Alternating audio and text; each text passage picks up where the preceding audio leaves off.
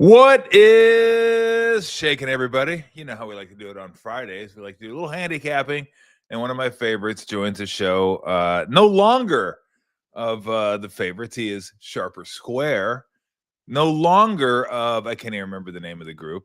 It's the Volume Sports Podcasting Network. I was the Action Network is what it used to be. I don't know. I wasn't doing it to be funny. I just forgot there for a second.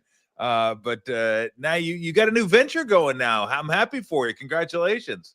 Yeah, it's been fun. I mean, we did it fast. I decided to leave Action just before the beginning of the season because this deal with Volume came together quickly. But I love Colin. I've been working with Colin Cowherd, who started the Volume and runs the Volume forever. And when the opportunity came up to move the show, me and Simon, my co-host, to move it from Action, which, look, I loved Action. I founded Action, sold Action, stayed at Action. But the opportunity to go work with Colin and those guys at the Volume was too good, so we moved it over. Then how you been? I got to do this because I started off asking a question. I didn't even start off by asking how you are, and that's always one of my biggest pet peeves with Colin. Whenever I'm on with Colin just starts right off with a question. Yes. I'm like, hey, how about some dinner first? All right, let's work up to this. I mean, you can't take me right to the hotel room. All right, like a little wine, like, how you doing? Good to see you. Colin's got no time for dinner. Colin is all about content. He doesn't care how you are unless you're delivering content. Yeah, well, I'm going to ask you, how are you? Yeah. You look great. I got a great life, brother. It couldn't be any better. I'm sitting at home. I'm recording shows. I get to do stuff with you. I'm in the middle of writing a book all about this world of sports betting that I got to turn in a few months. It's a crazy ride. I don't know if you're paying attention to what's happening with prediction markets, what's happening with the betting landscape generally, but this industry continues to be a little bit of insanity. Yeah, it's harder and harder each and every year. And I never got into this thing to make a bunch of money anyway. I just got into to have fun and not lose money. If I make a little, that's totally fine by me. But I'm not you're not. I tell people you're not making money in this business, like a significant amount, unless you want to pour tons of time and effort into it.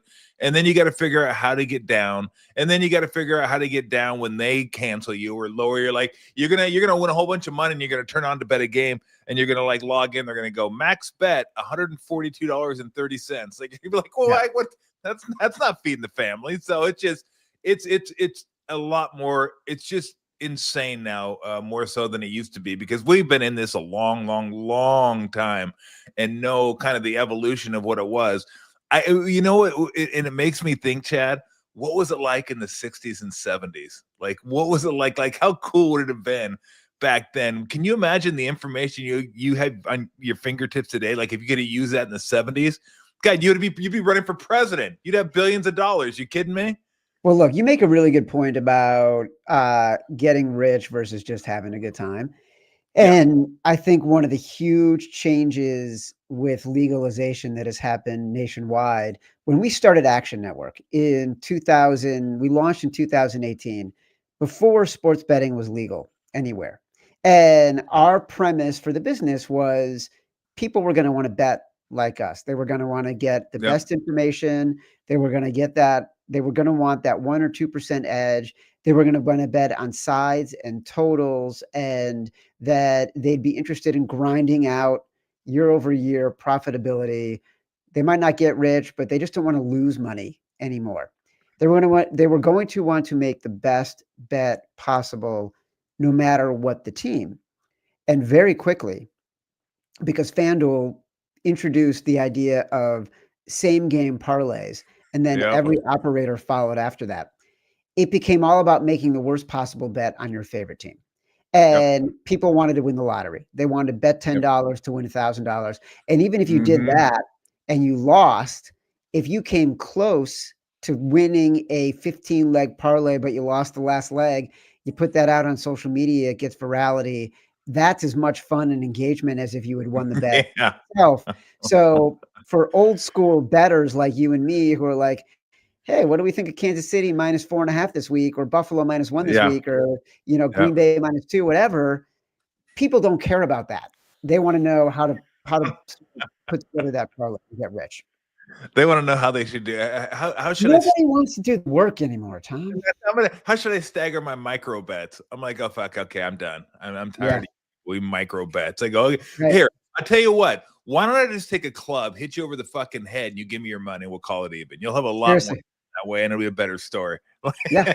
But I can bet $1 here, $1 there, $1 here. I'm like, all right, you go ahead. You tell me how it works out for you. Okay, And let's then I get to can some win. games. Then Yeah, I can win $10,000. exactly. Exactly. All right, let's get to a couple games. Your Chicago Bears taking on the Cleveland Browns this week. Interesting game. It was 7. Now it's 7.5. This is one that's interesting because I think maybe a few years back I would have like looked at Cleveland and said, "Look, I got a really good defense. I know they're better at home than on the road, but I got a really good defense, getting a bunch of points, and I'm catching Chicago in a really tough spot here. They're Packers sandwich, so to speak." And it worried me a little bit that Ben Johnson, I heard him address it like anytime you have to address it with the team, you're acknowledging that it could be an issue. Yeah. It probably already is an issue at that point. So that worries me a little bit, but I think Chicago's got to look at this and say, look, we're in a precarious position here. We got this, and then Green Bay. I mean, we could be out of the playoffs in a heartbeat. Like, we got to win the games that we got to win. Problem is they could win, but not win by 7.5. But I got Shedeur Sanders on the road. He's actually going to have to play a real team. I know the Bears aren't a great defense, but they look pretty good against the Packers last week. Caleb Williams scares me a little bit. Sometimes he looks great. I'm like, wow, this guy's really God. No, he doesn't. Not yet. But their running game is stout. Problem is, Brown's running defense is stout. So I don't know. I wanted to ask you about the Bears and Caleb Williams, but I'm leaning toward the Bears. I don't know that I'm there yet. There may be too many forces that are just kind of like button heads, and I'm not able to get around. How do you see it? Dude, you're so overthinking this. We got a sandwich game. We got a really good defense that's getting the hook as a 7-point underdog. It's going to be miserably cold weather. Both teams are going to want to run the ball. This is not a Shedeur Sanders game. This is a Browns defense game. And can the Browns defense limit what the Bears can do on the ground? That's really it. I don't think the Bears defense can do anything to limit the Browns on the ground. They're just not very good. So if I'm betting anything in this game, I'm betting the Browns. The reason why I'm not going to bet this game is the Browns are missing 4 of their 5 starting offensive linemen. And I'm not really interested in betting on teams that are already bad, who are now playing the players who weren't even good enough to start on a bad team. So it's going to end up being a pass for me. But if I were playing anything, I'd be playing the Browns. Yeah, you know what? I'm not all that. I don't get as intrigued by sandwich games in the NFL as I do college. I think when you're younger, you're more susceptible to the mood swings, kind of the highs and lows of it. I think it does happen in professional sports to a certain extent, but not as much as it does. Like college, I think it's perfect because, when you're on campus, everybody's telling you how great you are, and you're reading the paper. It's like, oh, maybe I am that good. The pros kind of understand that, but I agree with you. That's probably one that I might look at and say, I'm going to stay away from, but I kind of want to take your Bears. I'll call you afterwards and go, take them. I might take them. It's just money. What are you going to do with it? You're right. You're absolutely right. Okay, let me give you 2 that these are like super easy for me. So easy, I'm probably not going to take them. Why wouldn't I take the Bengals against the Ravens? And why wouldn't I take the Chargers against the Chiefs? You wouldn't. Like, why? Why wouldn't I? Well, I'm on the Chiefs. Okay, the Chiefs, why? That number's moved from 3.5 to 4 to 4.5 to 5 to 5.5 in some places. 5.5. Yep. A lot of professional money coming in on the Chiefs. The Chiefs, for all their success, everyone's seen the stats: 17 games in a row, winning 1-score games. Everything they did last year, everything that has regressed this year and turned around for them, a complete 180 and winning the 1-score games. They've been incredibly unlucky. And you look at what the Chargers did this past week against the Eagles, they got incredibly lucky. Drop passes for the Eagles, missed field goals for the Eagles, bad penalties for the Eagles, turnovers for the Eagles. The Chargers still needed to go to overtime to win that game in perfect conditions. Now they're going on the road. in less than perfect conditions. Again, it's going to be 0. Justin Herbert is playing with a broken hand still. It hurts a lot more to play with a broken hand in 0-degree weather than it does in perfect conditions in Los Angeles. He Wait a was minute. How getting. do you know that? You've been out there playing in 0 degrees? I don't know. I I remember the did with last time Chicago. you suited up in 0 degrees. Guy, don't get pro athlete on me. I Did played. you guy me? I, Did you just guy guy, me? You, listen to me. hold on a second. Is there somebody else in this room? You guide me. You tried to I tell me that you grew up grew in up Chicago, so you know what playing it's in like. Chicago in the freaking cold. It Yeah, would I'm hurt to sure slap. little Chad Millman's out there with a broken hand in It 0 would hurt. degrees Number playing one, street listen to ball. me. Get Listen out to of me. here. Talk about Please. playing hurt. Talk about playing Please. hurt. Listen to me. When I was working at ESPN the magazine, I was in a cab accident coming back from the airport after covering spring training for a story I was writing about a guy who played for the Brewers. His name was Richie Sexson. Love Richie Sexson. Struck out a lot. Struck out a lot, but hit some banging home runs. That's all he did. He was the Dave Kingman of his era at the plate. Okay. He was also known as being incredibly funny. And so I went out it was going to be our like April Fool's Day issue. So I went out there and I interviewed Richie Sexson. And on the way back, my cab was in an accident coming back from LaGuardia, going back into the city where I lived in Manhattan. I broke my back in the cab accident. 2 weeks later, I'm in a back brace. I'm on heavy pain medication. I could only work standing up. I still turned in the story. Millman plays hurt. You know what I'm saying? He knows But what it's like. Were you He knows what it's like outside? to play with a broken hand in the cold Were weather. you outside? Were you outside when you were typing? Or were you inside when it was like climate controlled? Well, I kept the thermostat very low just so I could simulate you could see your breath as you were finishing up. I wanted to simulate game day conditions in Chicago. I also had some shaved ice and a fan, so we just kept blowing it. So it was snowy. There he is on the frozen tundra, finishing his book, broken back and all. I think the Chargers, they couldn't defend against the Eagles' defensive line and giving up those 7 sacks. They're not going to get any better between last Monday and this Sunday. And the Chiefs pass rush, we saw how dominant they were in getting to CJ Stroud. I just think the Chiefs have the better roster right now. And I got the number of 4.5, so I got it in the middle of its upswing. Yeah. So I'm on the Chiefs. Yeah, I just don't trust the Chiefs as favorites anymore. I tried them one time last week. I go, okay, this is their chance. And their offensive line is so beat up. Mahomes is running, and they're kind of a mess, which brings me, and I know you got to run here in a second, but which brings me to Baltimore. You keep waiting for these teams that in your mind, you know they can be better. You've seen them be better. And then you watch and be like, but they're not better. I had the Steelers last week, and I know you talk about it. You've talked about it a lot. When the Steelers play in division as dogs, just take them and move on. You don't need to think too much about it. That was a great spot because not only were they dogs on the road, which is great for them, they're playing a team that still everybody thinks are the Ravens of 2 years. They're not. The Ravens are kind of a mess. Lamar is kind of a mess. And I don't know what to make of Burrow's comments this week, but weird, right? Yeah, weird. I think he's just a guy that's so frustrated right now. He's beat up. It's hard coming back from rehab. I mean, you would know that coming back from the broken back. It's hard coming back from rehab. Do you want me to show you? You know. I can't even look at that. Like, that's a basketball injury. That is nothing. That is nothing. I don't know what you know about. You know what? You know what? We're gonna do the stupid thing here. I'll show you a basketball injury. That's a basketball injury right there. I'm gonna show you that finger, and then I'm gonna show you being able to take that finger and bend it all the way back my God, 90 degrees. That's a basketball injury. I didn't see that one coming. That's what you get with a basketball. Okay, so we both like Cincinnati. No good. Yeah, suffice it to say, I like the Bengals here. What's interesting is you just might want to hold off because the line was at 2. It's gotten a 2.5. I think the betting community is a little bit spooked by what Joe Burrow said this week. Exactly. And so the number is moving up to 3 if you want to wait. Yeah. Okay. Before I let you go, you're Indiana Hoosiers.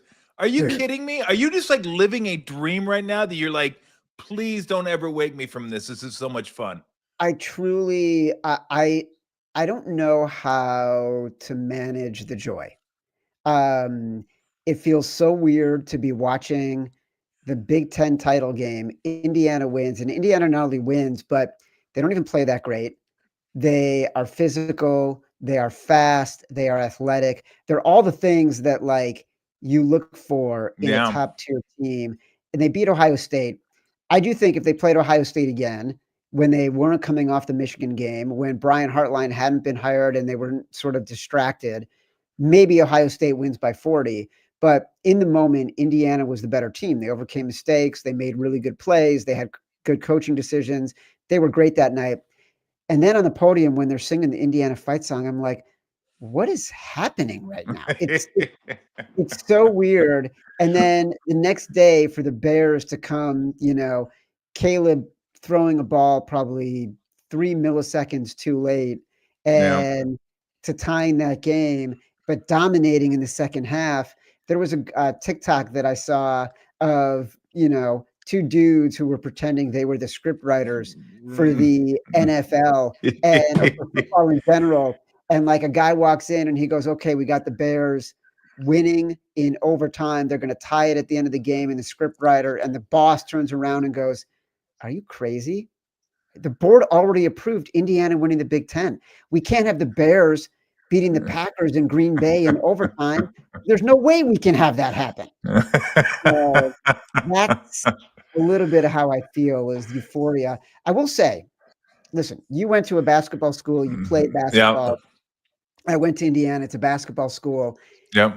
It is an entirely different feeling, persona, perception, reaction when you say you go to a school that is good at football. Like Yeah. it people look at you differently. It connects with people differently. It's the strangest phenomenon. Yeah, I've only had that feeling a couple times. One was Desert Swarm when Dick Yep. Tomey was there. Yeah, that's right. And then Rich Rod got him in the Fiesta Bowl, and they got beat by Boise, but they were like 10-2 that year or something. It's Yeah. only been 2 or 3 seasons, where Arizona football has been good. But Indiana's been like the worst Power 4 program over the last In 100 years, history. like statistically, yeah. And I guess Signetti pulled them up past Wake Forest recently. So Yes.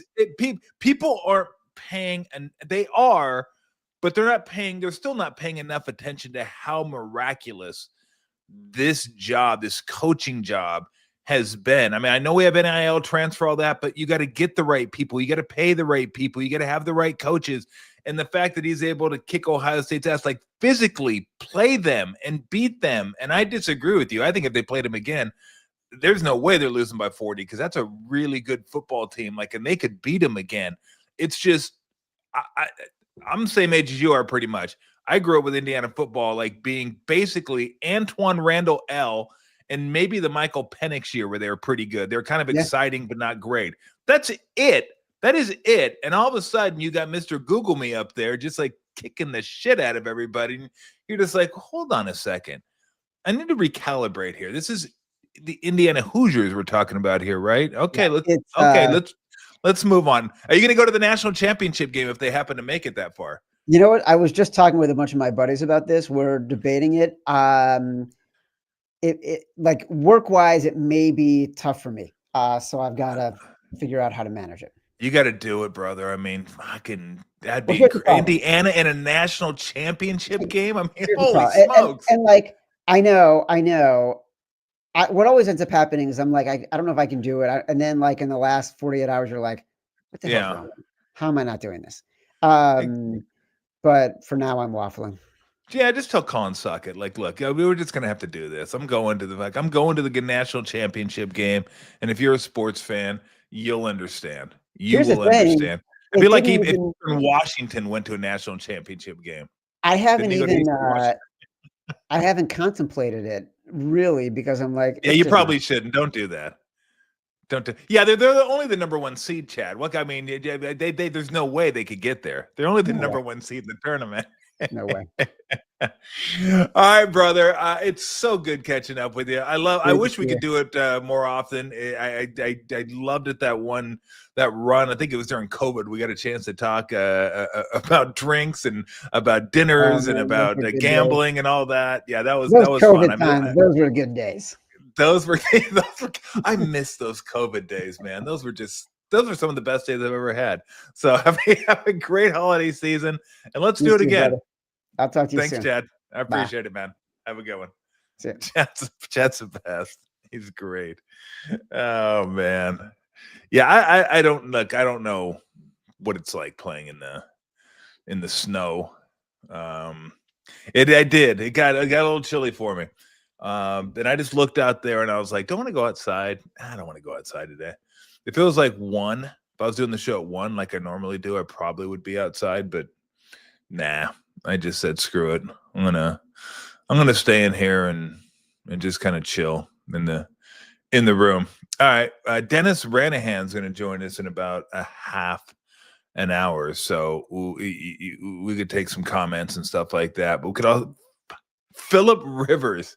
Philip Rivers he's not gonna play, is he? Like, come on, they might break that dude in half. Like, I don't know what Riley Leonard has. For those of you that don't know, you're like, what are you talking about? Philip Rivers playing? Doesn't he have like 13 kids? He's like coaching. He's like coaching high school football, and he might be coaching. Him and his son as a son. Never happened, has it? His father son played in the NFL together. I don't think so. Basketball, yes. Baseball, yes. Hockey, sure it's happened. I don't think it's ever happened in football. That'd be sweet, Rivers to Rivers. But I know he knows the offense. I know he played with the Colts. This guy's like 44. Been like 5 years since he played. Like, just because you were good at one point doesn't mean you still are good. What do they pay him? Like weekly salary? Like, what's his that whole thing was bizarre. Like, when I saw Philip Rivers, I was like, come on. We're being goofed, right? So, kind of like we were being goofed. I have to give Brent Jones a little bit of crap. And last show we talked about Caleb Downs opting out. Caleb Downs isn't opting out. Caleb Downs is going to be playing for the Buckeyes. So that was I knew that wasn't right. We found something, and I think that was that was erroneous. Because I as soon as I got off doing the show, I looked. I go, let me look this up. It didn't sound right. Guys that are opting out of the playoffs. I mean, I know nothing should surprise me anymore, but that would surprise me. You make it all the way to the playoffs, and you're like, yeah, I'm done. See ya. Thanks for having me, everybody. And so, yeah, so I wanted to make sure I got that out there. That one we kind of boofed that one. But yeah, Philip Rivers, and then Cam Newton. Was Cam Newton like serious when he said he was offended that Philip Rivers was signed and they didn't ask him or didn't? Bro, look at your hats, okay? They're not signing someone to come there and do a podcast and be a sideshow. That's not what they want. Okay? They don't want someone there coming with their hats and their feather boas and their whatever it is they have, their entourage, their podcast, and making a spectacle out of this thing. So I'm assuming he was joking, half joking, a third joking, somewhat joking, a little, whatever. Like, he could not have been serious. There is no one that would bring Cam Newton back into the fold. Like, no one at this point. Just not going to happen. I mentioned the distractions. Like, you better be good if you're going to be a distraction. Tim Tebow got to the point where he was a distraction, and you weren't going to sign Tim Tebow as a backup quarterback because everybody loved Tim Tebow so much. But but he's not very good. And now we got to deal with all this. When's Tebow going to play? Is Tebow going to play? Is Tebow backing up? Is Tebow going to do this?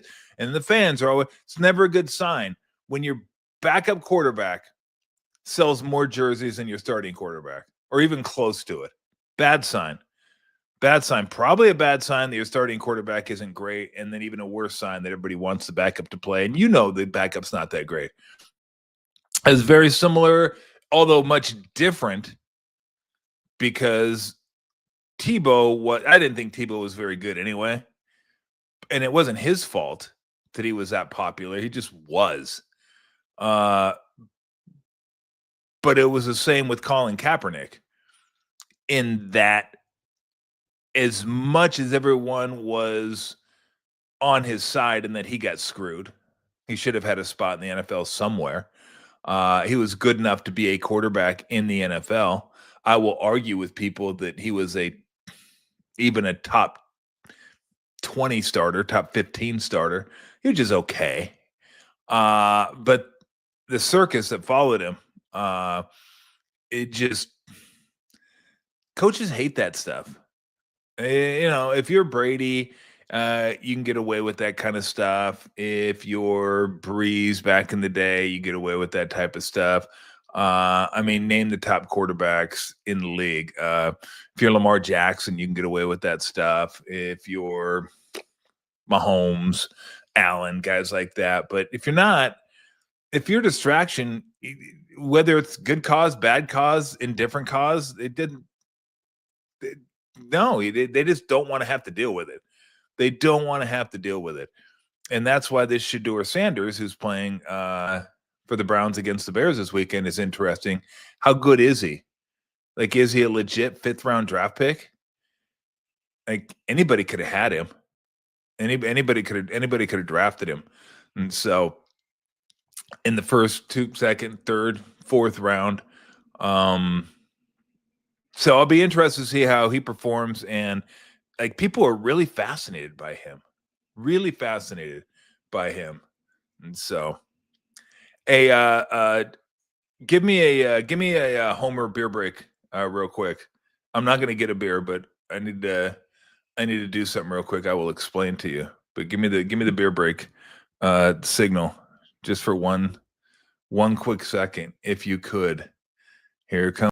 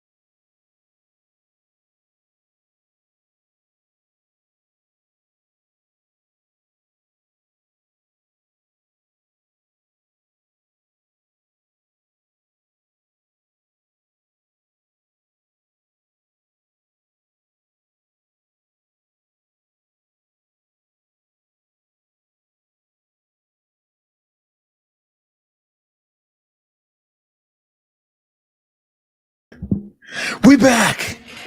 Sorry. If I was going to get my the tree's back. The lights are back.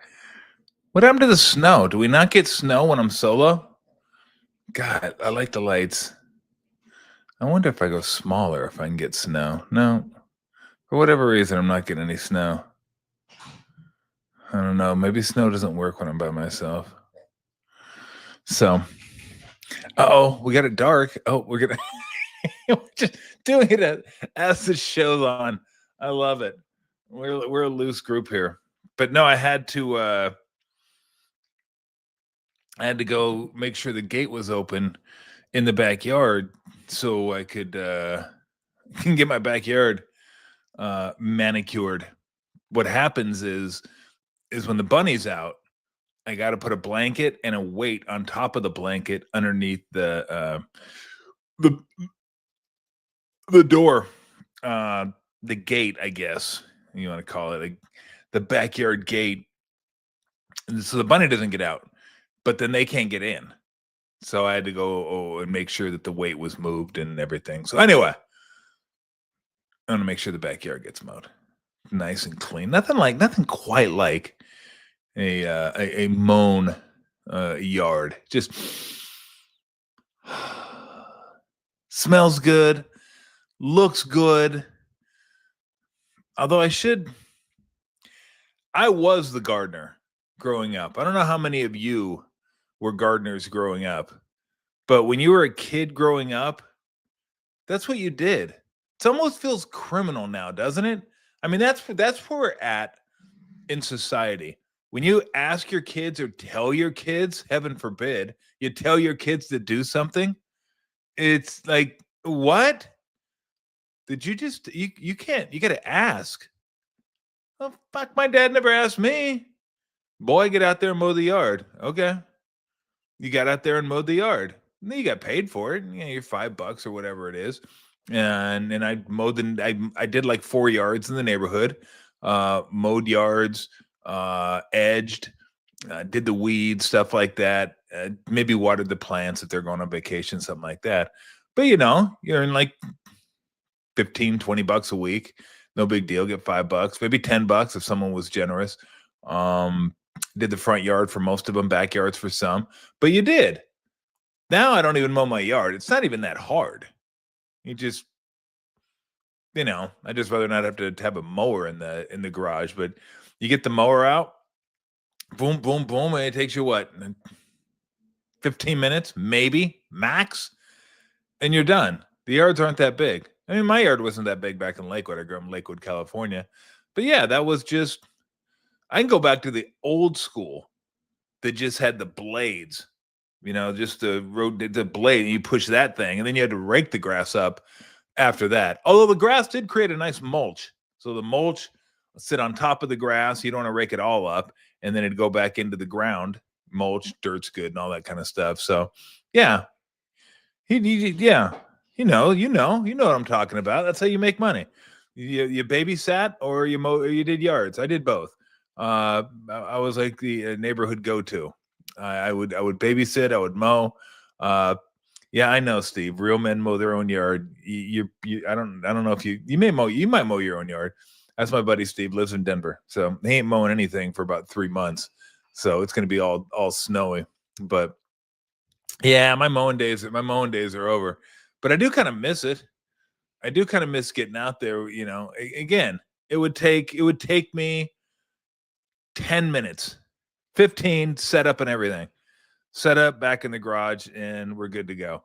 But mowing the yard was a way to make money. But my yard, I didn't have a choice. My dad didn't ask me, hey, can you get out there and mow the yard? Well, I'd rather it was mow the yard. And that's the difference. A lot of, the difference between parenting then and parenting now. Why do we ask our kids stuff now? Why do we ask them to do stuff? Because we think it's nice, like it's nicer. Isn't that why you have kids, to be able to tell them, like, do this, do that? If I can stop asking me, you go do it. I never asked. I just did it. Go do this. Okay. I know the why is the everything, according to Mike Silver. Good book, by the way. If you want to see have a fun read, learn a little bit about Kyle Shanahan, McVay, LaFleur, Raheem Morris, even Robert Saleh is in the book a little bit. It's a good book. The why is everything. And it is like, you want to know sports. Why am I doing this? Why does this make sense to do? Not when you're mowing the yard. Why am I mowing the yard? And you know what the answer used to be? Like, the answer today would be, Dad, why am I mowing the yard? Well, son, if you don't mow the yard, it's going to get long, it's going to get unruly, and it's going to be unsightly in the neighborhood. Therefore, we'd like to keep our lawn, within the HOA guidelines and mow them once a week like everybody else mows them once a week. Or whatever answer you want to give. You know what the answer used to be? Dad, why am I mowing the yard? Because I fucking said so. Good. Yeah, that works for me. That definitely worked. That worked for me. Because I fucking said so. Because I said so. When did because I said so stop being good enough? Huh? When did that stop being? Now, I'm not saying it should be good enough for your, let's say, high schoolers, or maybe even juniors, seniors on up, adult kids, of course. You can't just tell them, like, go do this. When you're like 12 years old, like, go do something. Why? Why do I need to do it? Because I told you so. That's why. That used to be good enough. That used to be plenty. In fact, with my dad, I didn't even ask why. Because it could have been followed by, because I told you so. It could have been followed by a backhand. It could have been followed by any, like, I just do it. Like, I was the Nike ad before the Nike ad started. Just do it. Okay, just do it. I didn't love it. Just do it. Because if you didn't do it, then there's a lot worse things waiting for you on the other side of the door. So, but again, now it's, why do I need to do this? Why can't I do it later? And so, dang, you got $50? That's nice money. Righteous bucks. 50 bones. Yeah, I was like 5, but that was back in like early 80s, late 70s, I guess. No, kids don't do chores anymore. No, they just get money. They just want money. Kids want money nowadays. No chores. No chores, just money. Can I have money? What'd you do? Nothing? All right, here you go. Take it. I don't know what chores my kids do. I literally don't know what chores my kids ever did. Maybe they did something. I'm not sure. Whose fault that is? Mine. That's my fault. Like, what chores did you do when you were growing up? Mine was like dishes were chores, yard work, chores, keep your room clean. That was one. That was just, your mom walks into your room and it looks like a pig pen. That's not cutting it. Maybe vacuuming occasionally, although vacuuming was cool. I liked vacuuming. It's the sound it made. And it had that little puff bag behind it, that little bag.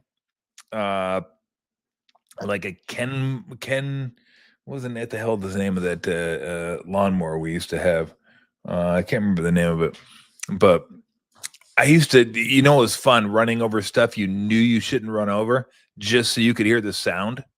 Like, it was a toy part, and you're like, ooh, this isn't going to be great. This is going to be great, but it's going to be fun listening to it as it tries to suck it down. And you just hope that it'd make it all the way to the bag, because every once in a while it gets stuck and be like, oh. And you'd have to, why'd you run that over? Did you see that? No. What? See what?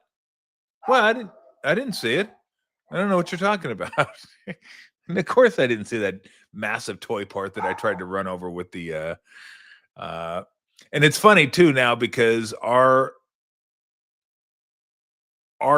whether it be a washer, a dryer, a vacuum, whatever, the technology is so good now, but the devices break down so much more. Like, that stuff back then, you could beat it up and it was still pretty good. And you could use it. Like the vacuum, you could use it. Nowadays, man, You take in just a little something and vacuum that you shouldn't take up, like a little screw or something you didn't see, and be like, and it just falls apart. It's like athletes. It's just like athletes. Athletes back in the day just played, right? Smelling salt me up, tap me on the knee. How many fingers do I have? 3. You can feel it. You feel it on your leg. Get back in there and play. And they got back in there and played. Basketball players, like how many games you play this year? I don't know, like 78. Why? Okay.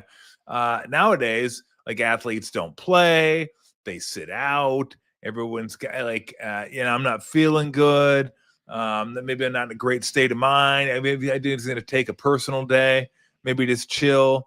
So it is. It's just like the vacuums, like appliances and vacuums is like the same as athletes nowadays.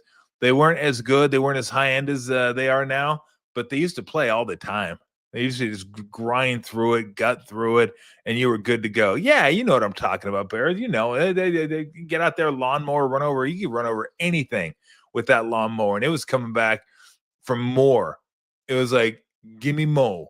Give me more, give me more. And you just, and you're good. And you'd get through it. And that lawnmower would get through it. And you're like, solid, we're good to go. Now, I'd like to say the lawnmowers now break down, but I haven't touched one in forever because I don't mow my own yard, which is kind of sad.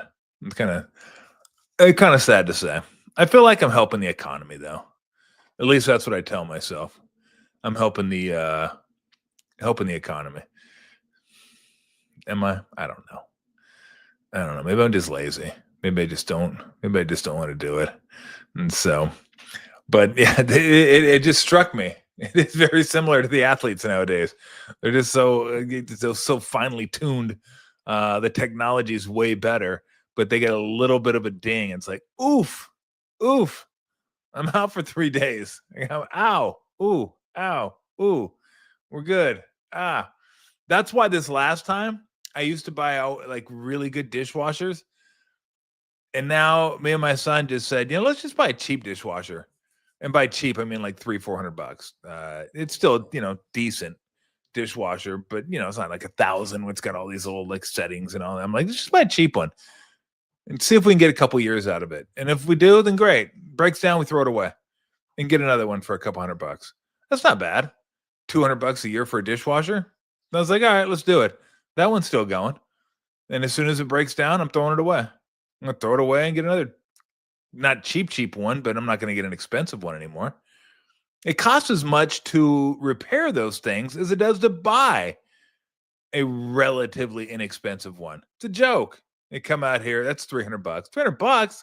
Yeah, I bought this thing for $400. Are you high? You got to pay 75% of the cost to fix this thing when I can go get a new one? I don't think so. Hello, Costco. Boom. Go over there, grab yourself a dishwasher. You're back home. You're good to go. So anyway, where the hell was I? I have no idea where I was when I started this thing. This is usually what happens. I just wander off and then I'm like Lieutenant Frank Drebin in The Naked Gun. And where was I? And then that's pretty much the end of it because he has no idea how he got there, just like I have no idea how I got here. But I know where I'll be tonight. I'll be over at Chase for the T-Wolves and the Warriors. Sounds like Steph's going to be good. Sounds like Jimmy's going to be good. I'm not sure if Draymond's going to be good. Draymond may be out for the game. So they may be missing Draymond. I haven't looked at the latest Minnesota Timberwolves injury report to see what they got going on. Let's see what the injuries are. Anthony Edwards, game time decision. Well, that would definitely help the Warriors' cause if Anthony Edwards. Mike Conley's out. I'm surprised Mike Conley's still in, period. Like Mike Conley's like ancient. I love that guy though. Man, he just knows how to play. So yeah, there you go. Draymond out, Al Horford out, Trace. I mean, if Trace doesn't play tonight, do they have a center? I guess Post is it. They're going to be playing some small ass lineups. Oh my gosh. I mean, look, the Warriors should win that game. It should be a good game anyway, but if Anthony Edwards isn't playing, then the Warriors got to figure out a way. Got to figure out a way to win that one. Let's see. It says right here, Edwards iffy for Friday. His last game was December 8th against the Suns, who are actually, the Suns are really surprising this year. They're not terrible. All right, let me ask this, because we got about 10 minutes before we're going to get to Dennis Ranahan and go over some more NFL games. Do the Oklahoma City Thunder break the Warriors record? Do they go 74-8 this year? I mean, right now, they're 24-1 or 25-1? I think 24-1. Yeah, 24-1. Bear says no. With an exclamation point. Whew. So you're 24-1. They need to go 50-7. I mean, that's just absurd saying it. 50-7 to close it out. I mean, look, you go 24-1, you do that 3 times, right? You're what, 72-3? So, I mean, yeah, I mean, they could. Do I think they will? No. Just because it's such a dumb number. Like when the Warriors did it, it was dumb. Like they just kept winning and winning and winning. But then every game you looked at the Warriors that year and go, well, they're not going to lose that. They're not going to lose that. They're not going to lose that.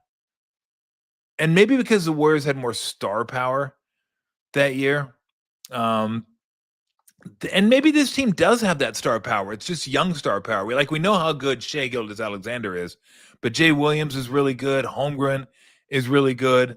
But they're so deep. So deep. I mean, Wallace is a really, really good player. Hartenstein, really, really good player. Mitchell has been really, really good this year. Caruso, really, really good. Wiggins is really, really good player. So I don't know. I mean, they got 66 last year. 66 last year. And they're better this year. So it just seems weird saying it. 74-8. 74-8, but 73-9 seem weird too. Like they're not going to go 73-9, are they? Maybe. All right, we'll get back. We'll take a few comments afterward, but we got Dennis Ranahan at Quacks High Sports, pigsfootball.com. See if we can find some winners this week. Found a few last week. We'll see if we can keep it rolling on into this week. Hello, Dennis. You've been driven indoors, huh? The weather has taken you down. Very, very sad. I'm glad I did because the gardeners came right when I would have been doing the show too. So it ended up working out okay for me this week. So I'm gonna try to get back out there. It's just I like doing the show outside, but it's been a little chilly. Well, Pam was watching you last week, and she said, "Isn't that a big Lebowski sweater that Tom's wearing there?" Yes, that's exactly what it is. That's a big Lebowski sweater. Yeah. Yeah. Well, Lou told me last week. She said, "Can we go inside?" She goes, "This outside stuff's kind of for the birds," and I just kind of feel like we should get inside just for a couple shows. And I go, "Okay, we'll get inside for a couple shows." So I've been outside picking up Christmas lights. I dress like I'm going skiing to get out there in the cold, and then they're saying. The neighbors are saying, "Dennis, you're too old to be on the roof. Get off the roof." So I let them know that I'm still got it. Yeah, well, all it takes is one, Dennis. All it takes is one time. Be careful up there. Max McGee. Yeah, died that way, falling off a roof. Oh, I'm more than a little cautious up there. I'm not showing off. I do think it'll probably be me. I think putting up Christmas lights will probably be my demise. I'm an over decorator. I am an over decorator. I need to go to the 12-step over decorator program. I'm an over decorator. And I keep happening. We got in competition. We had neighbors. Tony next door, he's still there. Carl moved, I think, because of this. But they would get in this competition, and I would join in on who could make the house look the best. And Tony would see Carl get in his truck and head for he knows he's going to get some more decorations. So he'd jump in his truck and follow, to out-decorate each other. I always came from the standpoint of, it's not how much crap you put on your front of your house. It's the design. It's got to have a theme. It's got to be elegant, And so they would say, oh, I had more. I said, I was more elegant. I really win the style competition. Well, it's like I'm a stickler for uniformity. So if I have red, white, and green lights on one side of the house, they got to be throughout the whole house. I can't break it up. I've done that one year out of desperation, and it bothered me the whole month of December. I was like, God, that strand or that bush right there should be red, white, and green, and it's all white. Right? Probably no one else paid that much attention to it, but I did. So I was like, okay. I didn't have enough red, white, and green this year, so I ordered some. And I got 90% of the lights done last weekend. I'm going to finish them up this weekend because I had to wait for the red, white, and green lights to get here. But there's a house in the neighborhood. Names will be omitted to protect the innocent, but it just looks like somebody came. It looked like the Christmas light monster came and just spit up on their house, and there's just no rhyme or reason for the lights or the patterns or the colors. It's just like lights, and I was like, that's not what I don't want. Lights just for the sake of lights, like you say, they got to look good. There's got to be a little elegance to them. There's got to be a little uniformity to them. And there's got to be a theme that goes along with it. And then after that, I'm good. I'm good.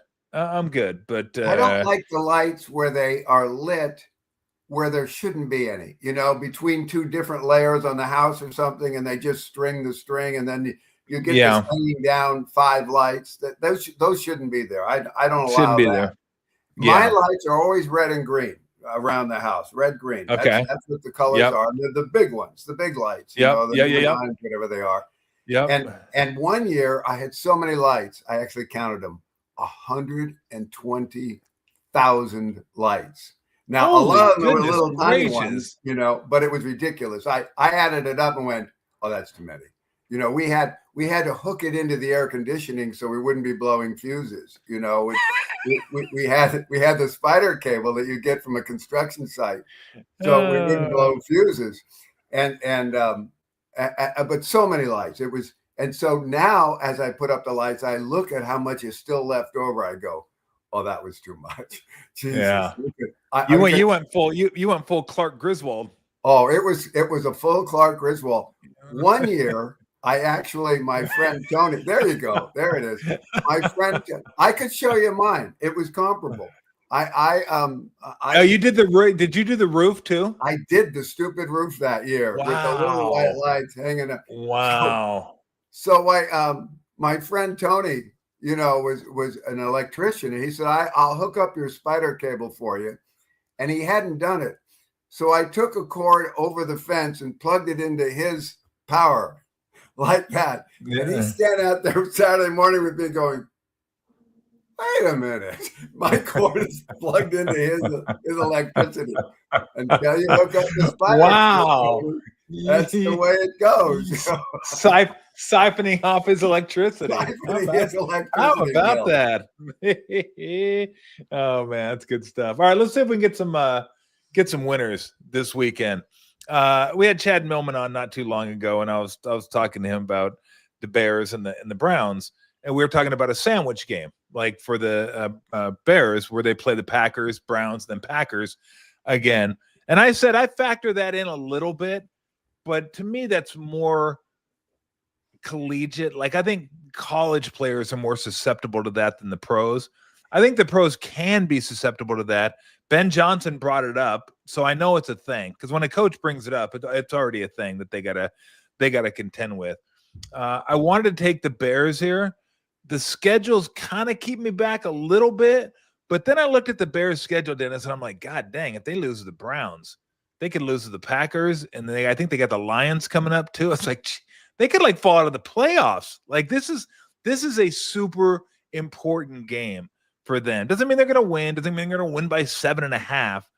But I just looked at Shedeur Sanders and I'm like, Shedeur on the road. The only good team that they've played since he took over was the Niners, and the Niners killed him.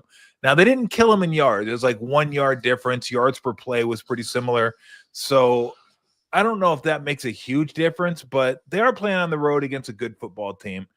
I don't suspect they're going to score much. I don't think the Bears are going to score much because it's cold, and the Browns got a really good defense, although it's better at home than it is on the road. I want to take the Bears here. I'm not sure it'll be a play. But in past years, Dennis, I think this might have been like the Browns. I'll take the Browns plus 7.5, but not this year. What do you think? Well, first of all, it's the Bears. You know, a lot of their wins this year were nail biters. You know, 1 point over the Raiders, 1 point over these guys, 2 points over them, over the Jets. You know, that this has been Johnson's first year, and you know, last week.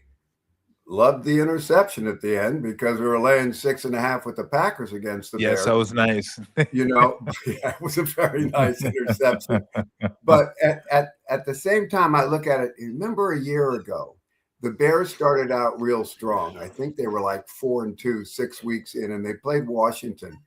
And that was the game that they lost on the Hail Mary when the defensive back for the Bears was waving to the crowd and then went in there and tipped the ball up in the air that allowed it to be caught. He couldn't have made more errors in one moment, you know. The thing is, that would have been the Bears' 5th win of the season.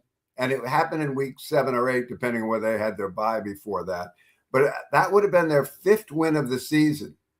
They didn't win their 5th game until the meaningless last game of the season that they won over Green Bay when Green Bay didn't have anything to play for. In other words, now different coaches, couple different coaches before they got through that season, but that was it for the Bears. They were that close. And then, well, I know Ben Johnson is a far cry from the coaching that they had with the 2 guys last year, but I still say this is the Bears. This is the Bears DNA. And they get that close last week to Green Bay and don't get it. I think they're going to take a slide like they're at the dog. Really? Okay. Here. I think this is it for them. I think Cleveland beats them this week. I do think that Chicago, it's not so much looking forward to Green Bay again next week. It's just who they are. And that law, I don't think it'll be a play for us, honestly, too. I'm saying I think Cleveland will beat them. I'm not, it probably won't be a play. There's 4 or 5 other games I like more. But, man, I wouldn't be on the Bears this week. Not the Bears, not this week. All right. I could be a week late on this one, and you might be off this one because you were on it last week, and I wasn't. You were on Houston. I liked Kansas City. I'm going to give Kansas City one last shot here. And that was it. I'm like, now it's either a not touch it because I'm not going to keep going. I'm not going to keep doing that. I just figured that was the one chance for him. Now, though, you could say they got one more chance. They win this one. Then it's like, okay, yeah. I mean, they got to win every game and then need help. And they're just not that great. The offensive line isn't that great. Like they're the Chiefs in uniform this year is what they are. And it's hard for, I think, people that watch sports sometimes to take the uniforms off the teams because you're so used to seeing the Ravens be the Ravens and the Chiefs be the Chiefs because they have the same players, a lot of them. They have the same uniforms, but it's not the same year. And they're not the exact same players. They're different. And that you know, watching the Chiefs, that was last week. Do I want the Chargers coming off that incredibly emotional Monday Night Football game against the Eagles? Not really, but they do play well in Kansas City for some reason. But really, I want to go against the Chiefs. But again, I don't know if I just want to jump. I might just say, you know what? I'm just done with the Chiefs games for a little bit. Let me take a breath, cleanse myself, not force a Chiefs play one way or the other, and just kind of watch a Chiefs game. How do you see this one? Because if I was playing it, Dennis, I'd want to take the Chargers. Well, last week, as you know, we were on opposite sides of that game. You were. And I loved Houston. I said, we're getting Houston this year at the right time of the year. They're playing better. They're the better team, and we're getting points. Give me Houston, you know. And then it was halftime. It was 10-0. And I went on the halftime line and said, oh, look at that. The halftime line was Kansas City -4. Right. So now I could have Kansas City +6 for the game. And I already had Houston plus 4.5, I believe. Yep. That's a great middle. That's a great middle. And I had a lot of money on Houston. You know, it was 3 house payments. And I went, think. Should I take it? Should I take it? You know, I walked downstairs and went, I even talked to Pam. I went, here's the deal. And she looked at me and said, I don't understand halftime lines. Okay. I went back upstairs and I stood there and went, no, I'll stick with the winner. I'll stick with the winner. Let's stay with Houston. Let's not do it. You know, because then you get a situation you could win 2. You eliminate the chances of losing, except for the day, right? Yep. So I didn't do it. And then the whole third quarter, I sat there, and now it's 10-10. Now, you know, it's like, I know. Why didn't I take? I could have eliminated this loss, you know. And then, of course, they win 20-10. The good guys win 20-10 in my mind. You know, so, you know, but didn't do it. Didn't lose at all. Didn't give it back on the halftime line. Now we're in a situation where the Chargers have played so well against the Chiefs for so long. And they beat them on opening day when they played in Brazil to open the season. And now they go to Kansas City. And, you know, obviously they're chasing Denver in the division, still 2 games back, despite the late win and once again a close game with the interception at the goal line deciding who wins it. You know, and now they go into and so we're taking the Chargers this year or the Chiefs have passed. No, this is it. Why is that line 5? Why did it go from 3.5 to 5, 5.5 in a blink? It's because there's some real smart guys saying now it's the Chiefs. You know, it looks like it's over for them. It's not their year. This team is not going to pack it in. That's not in their DNA. They're not going to win the division. That's already been established. Mathematically, they're off that chart. But to lose to the Chargers for a second time this season, not going to happen. This is the Chiefs. The Chiefs will win this one, whether it's a play for us because it's a gaudy line. If I would have had the -3, -3.5, maybe 5 makes it a little bit tougher call. But it's the Chiefs here. The Chiefs beat the Chargers on Sunday. Okay, that'll be a game I just watch then because I'm not going either way on that one. I can't do it. I've seen the Chiefs now. Okay, here's one. Let me give you these are my sometimes I bet on a team, sometimes I bet against a team.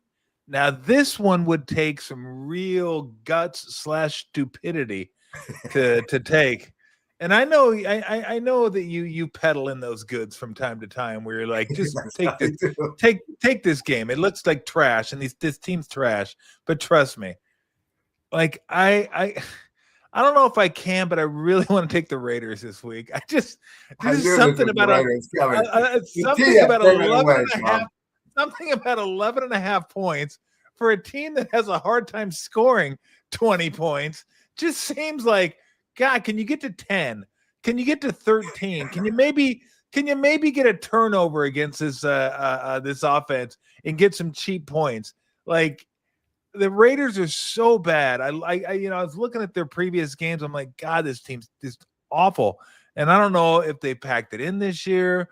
You know, they got rid of their offensive coordinator, Chip Kelly. It's just all bad right now with the Raiders. Although the people that had the Raiders last week got the miracle cover of their lives and probably should stop wagering until Obviously, next year. One of the people that had the Raiders last week was Pete Carroll. why else is he kicking a field goal to cut it from 10? Do you know that field goal not only changed the winner on the spread, it also pushed it to an over? Total. Yes, How it did. would you have been sitting there with the under Yes.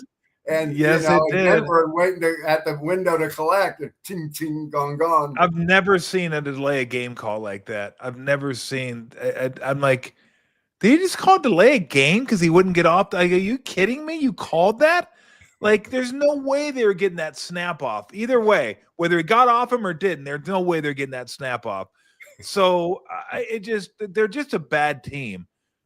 But the Eagles aren't great right now. The Eagles are kind of in disarray. They had that stupid good vibes bunny that they brought in the locker room, and then they got rid of it after they lost the child. Like, they're just guessing right now. They're just grasping at straws, trying to figure out what the hell's going on with this team. Why are we playing like this? We should be better than this, but they're not better than this. The offensive line isn't better than that. And it just, again, the Raiders stink. That's why they're getting 11.5 points. I mean, that's why they're getting a lot of points. So what do you think of this one? I'm hoping you'll say don't take the Raiders, because I really don't want to take the Raiders, but I kind of want to take the Raiders.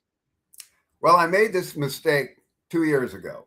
The Eagles were in the same kind of dive they're in now at the end of the season. They lost 5 of the last 6 games. Yeah, and then got eliminated in their first round of the playoffs. And their one win was against a poor New York Giants team. And I said, well, this is where they'll get them. This is the Eagles aren't going to lose to the Giants. Yeah, they didn't lose to the Giants, but they lost the point spread, And I'm thinking this is exactly the same kind of situation where they're not going to lose to the Raiders. Yeah, they may not lose to the Raiders, but there is no way that I'm going to wager on them winning by 12 or more. Not in this spot. The Eagles are not, and if they do, that's fine. But I'm not going to make the mistake I made 2 years ago saying, well, they'll handle this game. Yeah, they may win. I wouldn't bet on the Raiders on the money line, but I wouldn't bet against them on the point spread either. So I'm telling you, God be with you, my son. You do a great job. It's going to be a bad Sunday for me. Because what's going to happen is they're going to be down 14-0. Oh, cancel universe. Cancel. It's not going to be a bad Sunday for Tom. Cancel universe. Don't be saying things like that. I'm reading a book right now on visualizations and how. Okay, very good. To see positive, eliminate negative. No, Tom didn't say that. Okay, I didn't say that. All right, let me give you the other one I want to bet against. I really want to take the Bengals, not because I want to take the Bengals, but because I want to go against the Ravens. Because just again, I think people look at them and go, "Oh, they're still the Ravens. They still got Lamar Jackson." Now, if they were playing good, granted, they'd be more than a 2.5 point favorite. But I love that line too, 2.5. Hey, all you got to do is win by a field goal. You're good to go. I don't love that Burrow's like questioning his love for football this week, but hey, the Bengals can do that to you. And I think coming off another rehab can probably drain you pretty good. Like I've seen guys in that situation. I've come off rehab, not multiple consecutive years of rehab where you're just like, God, he just feels like he needs an off season to kind of re-find his love for the game and everything. And I think it'll be fine. But look, they could have beaten the Bills if it wasn't for 2 interceptions, back-to-back plays that were kind of like freak plays. One, the defensive lineman just snatched it when he tried to throw it over his head on a little swing pass, and the other was a deflection where a guy picked it off. It's like, and that was basically the game. They've been playing pretty good. Burrow gives them a chance to win every game they play in, but this isn't even about them, Dennis. It's about the Ravens and how they're playing and how their running game isn't what it was, and how Lamar Jackson isn't what he is and what he has been. He's not running the way he used to run. I don't know if he's hurt or not. He's not throwing the ball the way he threw the ball. The defense hasn't been great all year anyway. In fact, the Ravens defense hasn't been great in quite some time. So this is more, again, I kind of wanted to play against the Chiefs. You said that I knew the sharp money was on the Chiefs, but I'll probably just watch that one. I want to bet on the Raiders, but really I want to bet against the Eagles. And this one, I kind of really just want to bet against the Ravens. How do you see this one? Yeah. So 2 weeks ago, Thanksgiving weekend, the Bengals came into Baltimore, and Baltimore had just caught Pittsburgh in the standings the week before with their 5th straight win. although they hadn't covered the spread for 2 straight weeks coming into that Cincinnati game. Just got by the Jets and just got by somebody else in a close fashion without covering the spread.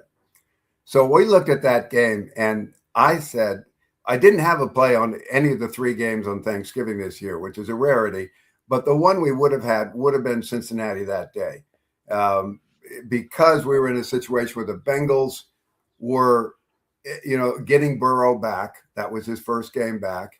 And we saw that when a team is winning but not covering, they most often will have a straight up loss before they cover another big line. It's just a pattern that goes on. They don't get the motivation or whatever it is, the rebarb, to blow somebody away while they're still winning, even though they're not covering. And that was the spot the Ravens were in. They had just spent 5 weeks catching the Steelers in the standings, and then they go as a 6.5-point home favorite over the Bengals with Burrow coming back. Bad spot. Bad spot. I didn't have confidence in the Bengals yet, to pull the trigger on it. Should have, but didn't. Yeah. And then it's easy, 32-14 or whatever it was. The Bengals were all over them on Thanksgiving. And so now what? Well, now Baltimore gets a chance to make up for that game because Pittsburgh followed that up with a loss to Buffalo. So they're still tied when they played last week. And Baltimore is still favored by 5.5 points over Pittsburgh, thinking, okay, we're going to get back into first place. And they lose to Pittsburgh. Once again, close. It looked to me like Likely had the touchdown that they took away. That's close to what they did to the Detroit receiver years ago, where he set Calvin Johnson. That was ridiculous. Same thing with Likely. He's holding in front of him. He took 2 steps. That play's over. He's in the end zone, guys. Anyway. So that was how they lost it, but they lost it. So they were confident against the Bengals 2 weeks ago, lost. They were confident against Pittsburgh last week, lost. What are they this week? Now they lost to Cincinnati 2 weeks ago, big, and now they're going to Cincinnati, and they're off of 2 straight up losses. Oh, no. This is a totally focused Baltimore team. This is a team that is no longer in first. They're back in that spot. They had shown they could come back in a division by winning the 5 in a row. And now they're playing a team that beat them 2 weeks ago. And people are saying Burrow makes the defense better. Yeah, Burrow makes the defense better. This Cincinnati's defense was on pace a few weeks ago to give up more points than any team in NFL history. I'm telling you, Baltimore. Oh, see, you thought it was going to be a bad Sunday. I'm here to help you, Tom. I'm here. I'm here to say now I know why you thought it was going to be a bad Sunday. You were not going to bet on the Chiefs. You were going to bet on the Bengals. Here I am. We're going to absolve you of your former sins. We had the Steelers last week. It was a great play. You were right. You were right. Don't rest on your laurels. Come back with another great play, Tom. Here we go. It sounds like this is going to be a play for you. I love Baltimore. I'm waiting to see that. I haven't bet it yet. I'm looking. Opened at 2, went to 2.5. While 68% of the people are betting on Cincinnati, it went to 2.5. I saw a 3 today at the sharpest book I follow. I'm not worried that everybody's going to go to 3. 2.5 is probably the line. And because I'm going to bang on this one, I'm going to wait till I get the numbers in tonight from the casinos to make sure that I'm not off track on this. It's Baltimore. Okay. I'm just not convinced they're that good, but okay. All right, everybody. I mean, most people, if not everybody that's watching right now / listening, they're going to want to know about the Niners. It's the Niners laying 12.5 to the Titans.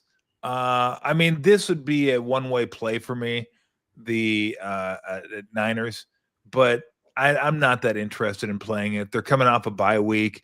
The division is still up for grabs. I mean, they still have a chance to win that dang thing. There's so much to be decided yet in the division. They did catch a big break, not in this game, But in the game against the Colts, where Daniel Jones goes out, now that game becomes a little more manageable for him. And then the Bears at home, and then the Seahawks at home. So this one, I don't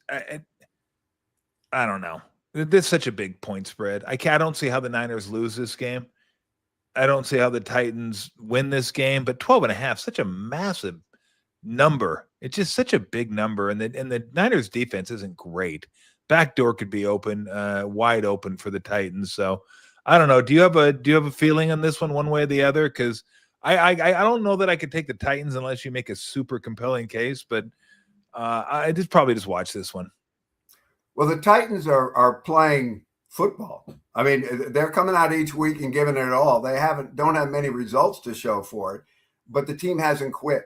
Just like the Dolphins a few weeks ago. I was so surprised to see that they hadn't turned on their coach, because we love their coach because he was here in San Francisco, and I love him, and I love his total off the wall. He looks like he's just a different cat for being a head coach.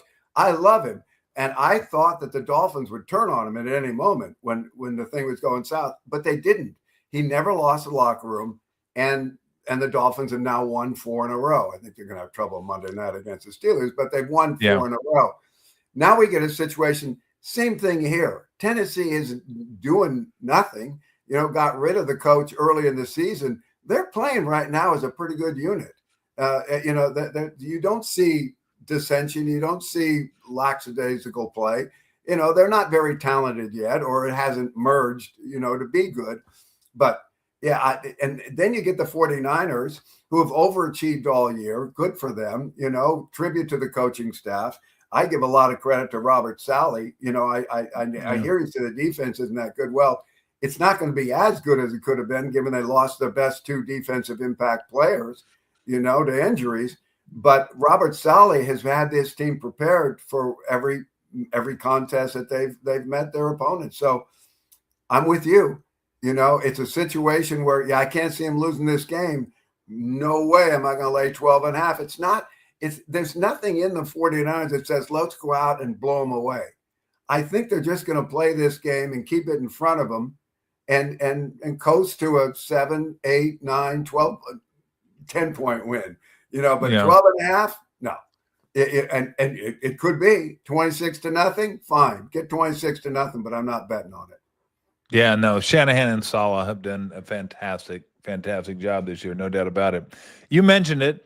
I like the Steelers. I think people are making a big deal out of the Dolphins. And the Dolphins have played great, and they haven't quit. And McDaniel's done a nice job there the last month and a half. And people are making a big deal out of, hey, they went to New York last week and whacked the Jets, and it was cold temperature there. No. That was mildly chilly compared to what they're going to get in Pittsburgh on Monday night. It is going to be frigid. I think it was upper 30s in New York. Good. That's cold. I mean, trust me, I'm inside today and it's 50 outside. 38 to me might as well be the Arctic. But 38 compared to 18, a little bit different. And I think the Dolphin offense is going to have a little more trouble functioning in that type of weather. Now, I don't love the fact that I'm going to wait and see where TJ Watt's status is. I read one report said he's out. Another report said they're going to wait till Monday because they got the extra day to he's dealing with a lung infection and in the hospital in Pittsburgh. So I don't know. And he's obviously a huge deal when it comes to their defense in Pittsburgh. So they're coming off a big win in Baltimore last week. They're back in first place. But this to me is more about a Miami team coming up in December, frigid weathers. Rodgers is certainly used to this. Although he's old now, so his bone, he might just freeze out there. He might just go brittle. He might get hit and break into like 17 different pieces. I have no idea. But a long way of saying I like Pittsburgh in this one. I don't think, even without TJ Watt, I would lay the 3.5 and take Pittsburgh. How do you see it? Yeah, I was talking to my buddy in Florida, JR, who I mentioned from time to time. He's a good friend, and he's a Dolphin season ticket holder. God be with him. And so you get a situation where he's always down on the Dolphins. Have they really won 4 in a row? I don't think so. Yeah, they have, JR. Your team has won 4 in a row. No, they're not going to win this week. I can tell you that much, And I said, I'm suspicious of this game. What do you mean you're suspicious? It's 3.5. We should lay it right now, right? And I said, not necessarily. It opened at 3, went to 3.5. Okay, that's a right move. Now it's back to 3. Who's moving that line? This is not dumb money. This is not dumb money moving that line. So he says, I don't understand how you think. And I said, I know you don't, Joe. That's why you're a gambler and I'm on my side of the counter. But the way I'm thinking is, it's not that we get a better line when it goes down to 3. It's we might be on the wrong side. I'm with you. For all practical purposes, it looks like Pittsburgh. But I always have rule number 1, don't give the books what they want. And if they move that line to 3, they want Pittsburgh money. That's the truth. There's no way that line comes down, no matter what the numbers are doing. If that line comes down, the books are fishing for Pittsburgh money. Don't give the books what they want. We've got a couple days to look at this game, some numbers to look at, see what the weather is and everything else. But I'm cool, maybe not 18 degrees cool, but I'm pretty cool on this game right now. It doesn't work for me. Yeah. Well, I mean, I think the reason the line went from 3.5 to 3 was the TJ Watt news. I think that's pretty explainable. I don't think it goes back down to 3.5. Injuries are the biggest factor in the line shifting. Injuries are always the biggest line. The first thing is the injuries. You're right. Yeah, that's kind of the line. That's the side I'm looking at. Okay, a couple more. Big game of the weekend. Maybe not big game of the weekend. There. I mean, some of them are big. Oh, there's a couple I want to get to. Well, hell, maybe I'll get to a couple more then, or maybe 3 more. Who knows? Because there's one I am interested in taking. Rams-Lions. This one, when I saw it, I thought, God, that's a pretty big spot for the Lions. 5. That's that. And then it went to 5.5. And then it went to 6. And then it went back down to 5.5, back up to 6. And I go, okay, it's got to be the Rams. I mean, you're laying a pretty big line to the Lions on the road, a team that's thought of as one of the best in the NFC. I don't know that they are or not. The offense has been kind of funky this year. It hasn't been quite as good, quite as consistent, especially away from home. You get the whole Goff coming back home angle to LA, and they've done that before. They did that in the playoff. Yeah, that's old. I don't think that's a big deal one way or the other. But I think the Rams may be the best team in football. They may be the best team. I think they're the best team in the NFC. And I don't know if you mentioned this. You may have mentioned it.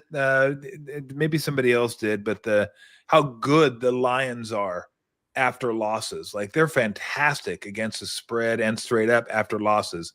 Not so great after wins. So traveling across country, and the line that I thought was pretty generous at 5 and then went to 6 just kind of led me to think the Rams are probably the right side on this one. How do you see this one? Yeah, I bought the 5.5 at the 5.5 when it came back down. I saw the 6. Oh, okay. 5.5, and I went, yeah, I want to be under the 6. I mean, it's a big number. It's the injury to Branch, the defensive back from the Lions. Safety. Another time that this poor team is going through injuries. Sam Laporta, their tight end gets hurt, and he was a big factor, particularly in the red zone. And he's a great blocker, and so you take that out, and then his backup gets hurt. So they're the third string tight end for what used to be a strength is now, I hate to call it a weakness, but it certainly is more of a liability than a strength. And so, and you get him coming off the big win over Dallas that I thought, even though they ended up winning by 14, I thought that came a little bit tougher than it should have. Given how we came into that game, I thought Detroit would hammer down a little bit further. And the fact that the defense got dented by Dallas, who has a good offense, but the defense got dented as much as it did, threw a red flag on me saying, it isn't Detroit this year. This. And then Branch gets hurt during that game. And now you send him to the West Coast. Yeah. And they opened the season last year with a win over that Detroit won 26-20 in Detroit on opening day over the Rams last year. So that's where Goff got any kind of revenge for a trade. And I don't think that was the first time they played since the Matthew Goff exchange. Yeah. So now we get a situation. The only thing I'm afraid of with the Rams is, are they going to do what they did to us a few weeks ago against Seattle, where I thought they were in a great spot against Seattle and only won by 2, given more on the spread. And in that game they had 4 interceptions and still didn't cover a 4-point line. What's that about? Yeah. Get 4 turnovers on Darnold. You should win the game by 20 points. That was a concern. But now the Rams, here they are tied with Seattle for first place. They have the tiebreaker because of that 2-point win, but they're not comfortable in their lead. And Detroit, I would usually like them in a situation in a 3-way battle with Chicago and Green Bay in the NFC North. That adds a little bit to their motivation, given their standings. But ultimately, it's just talent in this game. And you get the Rams at home needing a win against a banged-up Detroit secondary with perhaps the guy that's headed to an MVP season from the quarterback position, and a healthy Rams team. They started the year banged up, but they're as healthy as a team can be after 14 weeks of play. And so put all it together, I think the Rams win this one pretty big. I think this is a double-digit victory for the Rams. I like it. Yeah, I would tend to agree with you on that one. All right, before I get to the game I wanted to ask you about, let me ask you about the other game of the week, Packers and Broncos. And I mean, just right off the top, I think the NFC is like better and deeper than the AFC. So I would be more inclined to take one of the top NFC teams over the top AFC teams. I like Love a little bit more than I like Knicks. I love Denver's defense, and the coaching's probably cancel each other out. I think LaFleur is really good. Peyton obviously is really, really good. This might be one that I just sit back and watch. I think they're favored by 2.5. The Packers are on the road. If I had to, I'd probably go Packers, because I think we talk about want versus need. I think they both want to win this game. I think the Packers need to win this game. The Broncos don't necessarily need to win this game. You look at the rest of the division, they've separated themselves from the Chargers, and everybody else is they don't need to worry about them. So they're in good shape. Really, it's are we going to get the 1 seed or the 2 seed unless they collapse. That doesn't provide any amount of desperation to you. It's like kind of phony desperation. Oh, we really like the bye. Yeah, but if you don't get it, you're still going to get the number 2 seed. You're fine. Whereas Green Bay, you lose a couple games in the NFC, you could find yourself at 7 or even further down the list. So that's probably where if I was going to take it, Dennis, that's where I would look. I always look, okay, who needs this game? Who wants this game? Well, everybody wants to win. Who needs to win? I would say that the Packers need this game more than the Broncos do. How do you see it? First of all, this Denver team is so weird, in that they have played the Raiders twice, the Jets, the Titans, and the Commanders, right? 5 teams that I should have the number for you, but they're like 5-26, 5-27 against us straight up this year. And yet against the Broncos, those 4 teams are 5-0 against the spread. Really? And the Broncos won all those games, but starting with the losing to the Titans against the Lions on opening day, they've lost all. Wow. They were in Europe against the Jets and only won 13-11. Last week Pete Carroll covered his 8-point line. When he kicked the field goal, to beat him, and so, but their wins have come against the best teams they've played. They beat Philadelphia. They beat the Chiefs, and so they're who are these guys? Who are these guys? And so I think part of it is by design. There's such a good defense, and Peyton is such a bright coach that he's got the governor on Bo Nix to not make mistakes. Don't put more pressure on our defense. Just methodically, in the words of, Hank Stram, matriculate it down the field, boys. Don't do anything stupid, and don't turn the ball over. stay inside the lines and let our defense, which leads the league in sacks, handle the game for us from that side. The defense will give you a couple good field positions. Don't return the favor. And so that keeps the games close. It also provides wins when you have the better defense against anybody. And so, yeah, they don't cover against the bad teams, but they played very well against the good teams. That said, this is a real bad spot for them because Green Bay does need it more. They have a 2-game lead on the Chargers.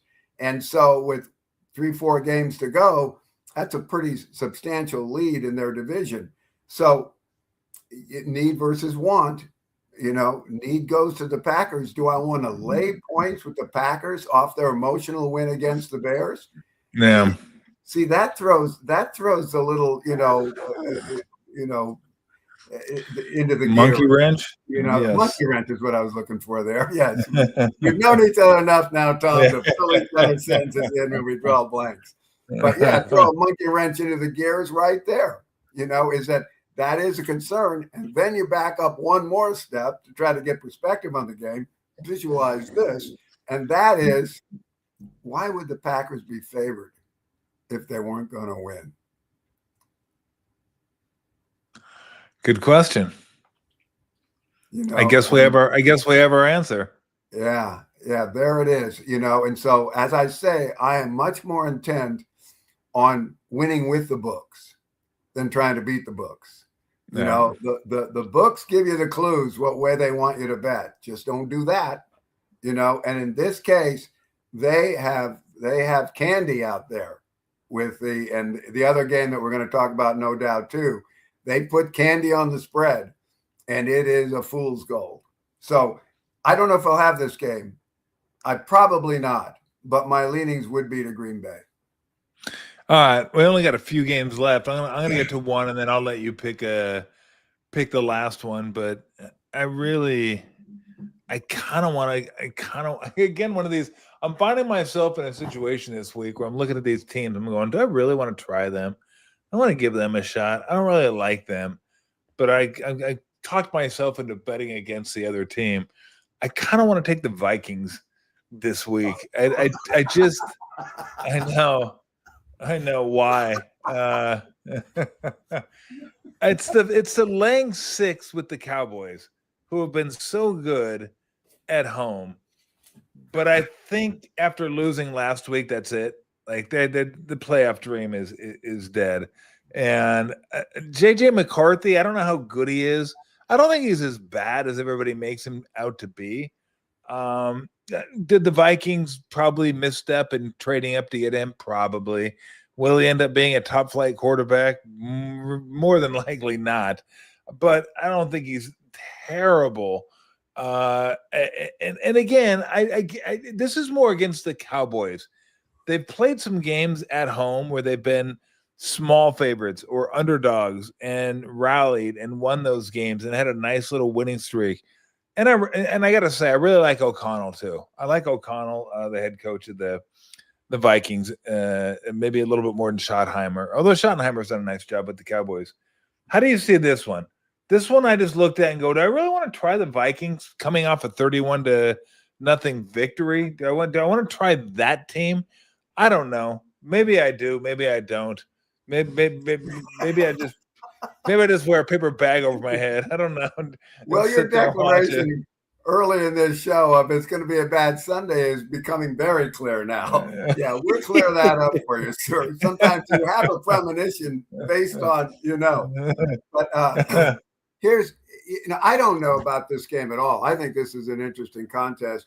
JJ McCarthy better be good. Otherwise, the Vikings made more mistakes than, Mr. Bean would.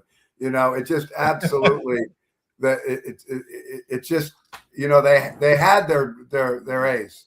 They had Darnell. I know. Let him go. Yeah, unbelievable. Then okay, let's go play Darnell. Whoop, beat us 26. Yeah, exactly. It's like, yep. That's that. Well, they can always say, when I said I do my own laundry or something, or I didn't have the Titans. In that case, they can say, Well, the Steelers cut Johnny Unitas. They got that still going for them. They didn't say that. Why not? Minnesota got nothing left to play for except to see if J.J. McCarthy can be their quarterback of the future. So no pressure, none of that, and yet a desire to play well for the kid. And last week they proved it against Washington. So, I would be on the Vikings side of this game. But, once again, and Cowboys offense is pretty good. They are. And they're coming off a loss. And so, you take a 31-1 winner, 31-0 winner, and put them on the road against a team coming off a loss. That's not good mechanics to take that team that lost last week. Yeah. Here, those mechanics would favor the Cowboys. I'm not on the Cowboys in this spot. All right. And go ahead and pick a game. I'm going to guess. I'm surprised you didn't hit it. I think it's the game of the week. Panthers Saints. Yeah. See, there it is. You know me. No. Well, we didn't have many games to choose from, and I figured that was about the ugliest one out there. So let's go ahead. No, the one I'm looking at is the Buffalo Bills, New England Patriots. Oh yeah, that's you know what? That was my bad because there were 3 games that were like really good games: the Rams game, the Packer game, and then the Bills game, or the other team, if you want to look at it that way. This one's fascinating that the Bills were 7-point favorites at home earlier the year at home, got beat outright, and now they're still a favorite in New England. And I don't know. I'm guessing this may be this is just a guess by me. You could go the other way on me. But I'm guessing this might fit into they're favored for one reason, because they're going to win. Because really they shouldn't be favored. They're 2 games behind the Patriots. They already got beat by the Patriots at home. Why would they be favored on the road against the Patriots? Why? I feel like I'm doing a Jerry Seinfeld. Why would they be favored? Why? Why would they? Because they're going to win. That's why. And there's my sock. All right, go ahead. What do you got in this game? Well, I'll tell you what is interesting is the New England Patriots, and they beat me a few times this year because I don't usually get on a bandwagon. When everybody's jumping on a team and winning week after week, I'm usually on the side of the coin saying, well, they can't win this week. They can't win this week. Yep. And fortunately, I won one with Atlanta over New England when I was on the other side of New England, and I've only lost twice because I haven't dipped into that pool too often to try to beat them. But I will this week. And here's the situation. The Patriots are amazing. They have now scored at least 23 points and given up 23 or less points 9 straight weeks. Wow. No one has ever done that 10 times in a row. No one has ever done that 10 times in a row, and no one ever did it 9 times in a row in the NFL. The only team to do it 9 times in a row was in 1961, the Houston Oilers of the American Football League. And they went on to win that division title. The first team to do it in the NFL was the Philadelphia Eagles in 1949, and they won the NFL championship. In the Super Bowl era, there have been 3 teams to do it: the 99 Rams, the 84 49ers, and the 2024 Philadelphia Eagles. They all won the Super Bowl. And those teams all did the 23 above and below 7 or more times. These guys have done it 9 times. And if they do it on Sunday, it'll be an unprecedented 10 times. And does that mean they're going to win the Super Bowl? Not necessarily. But it's like clouds forming in Foxborough. It doesn't mean it's going to snow, but it is a precursor to it snowing. Yeah. It gets dark there first. And so they've done what they needed to do. So the Patriots, hats off to the Patriots, hats off to Mike Vrabel, everything else. Now you get a situation where what we call a 31. And that is, we go into a game where after it's over, one team is either going to be 3 games back or 1 game back. And the team that's going to be 3 games back, if they lose, has a lot more motivation to pull within 1 than the team that's up by 2 pulling to 3. So in that situation, we used to call it a quack side. We won the first 14 times we released a quack side. And that was this situation, a 31. And so I'm in a spot here where I go, okay. I bought a pick'em because it went down for a pick'em. And while I was hitting it, I got it. And then I went back to check the line and I'd already moved the line. They moved it back to the 1, so I think I'm the only guy in America that got the 1, got it good. And so it may go back to pick'em because it's the New England Patriots. It could go back to a pick'em. I think people saying it's just 1 point. But as you sound, why would it be the Buffalo the favorite? Now, it could just be that, well, Buffalo's a favorite because it's basic handicapping. Yeah, they're a good team. They're 2 games back and all that. That's not a secret, that works usually. So that could be it. I think it's more than that. I think that Buffalo's season is on the line and New England's record is on the line. Record, I'm saying, go 10 in a row. Yeah. I'll always take the one that has a season on the line over, like I took the Eagles in the Super Bowl. I wasn't interested in worrying about the Chiefs trying to win 3 straight Super Bowls. Yeah. Because the Eagles were the better team. Here we go. Same situation, not the same situation here as far as a better team. I think New England is better than Buffalo this year because of their defense. I think it's better. But Buffalo, push come to shove, yeah, this is a play for us. I'm sitting here with this and with Baltimore and with the Rams and looking at those 3 and whatever else pops up as a potential top pick. But I love all 3 of those games. I love those 3 games that we've discussed a lot. And this is probably at the top of the list. Yeah, I'm with you on this one. I'm definitely with you on this one. The Rams. I'm gonna have to sleep. I'm gonna have to sleep on Baltimore. I have to make sure you sleep on that one, and it comes to me. Well, be careful. No more going on the roof up there. I'm done on the roof. I'm done on the ladder. Everything is low now. I've got the 1 tree. Well, there'll be a little ladder there. I got 1 tree that we just do white lights on in the front. Okay. And then the spotlights. We got 6 spotlights that light up the bushes. Oh yeah. Those are nice. That's it. What do you think about those things that they set up and it throws the whole thing on the wall? You know what I mean? We had those for a couple of years. We put them in the backyard. So when you're driving in the neighborhood, you could see the back of our house. And yeah, you could see them up there. And then we put them on the garage. To me, it wasn't quite as vibrant. Like, they're okay. I don't mind them.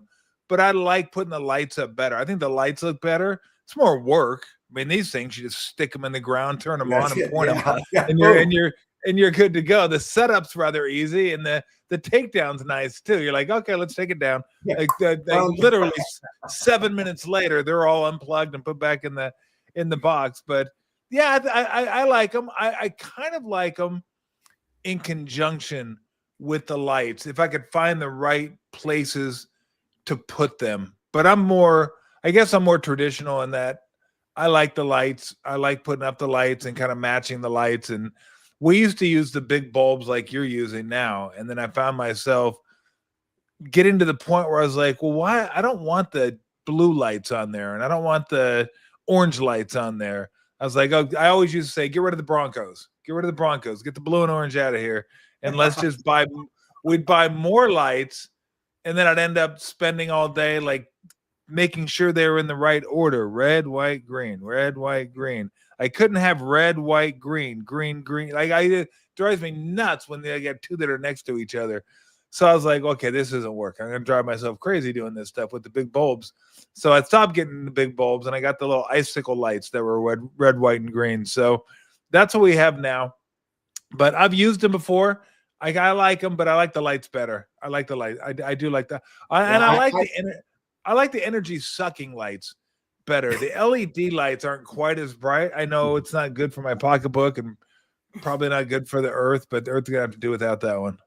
1 year, I did have the spider cord that Tony hooked up for me, and I inadvertently plugged the lights into the middle thing, which is used for higher. It's not the 120, but it's 240. I plugged that in, turned it on, and stood out the front. Yeah, it went, and So I just stood there. I had a 4-minute 4th of July show. Just Oh sparklers. God! I watched all my lights burn up. Just Oh, explode. Just explode. you hit the wrong holiday. That would be, I wish friends would have been here to see this. It was spectacular. But this year, I just remembered I haven't changed it yet. I do red, green, red, green, red, green. Yeah. Right?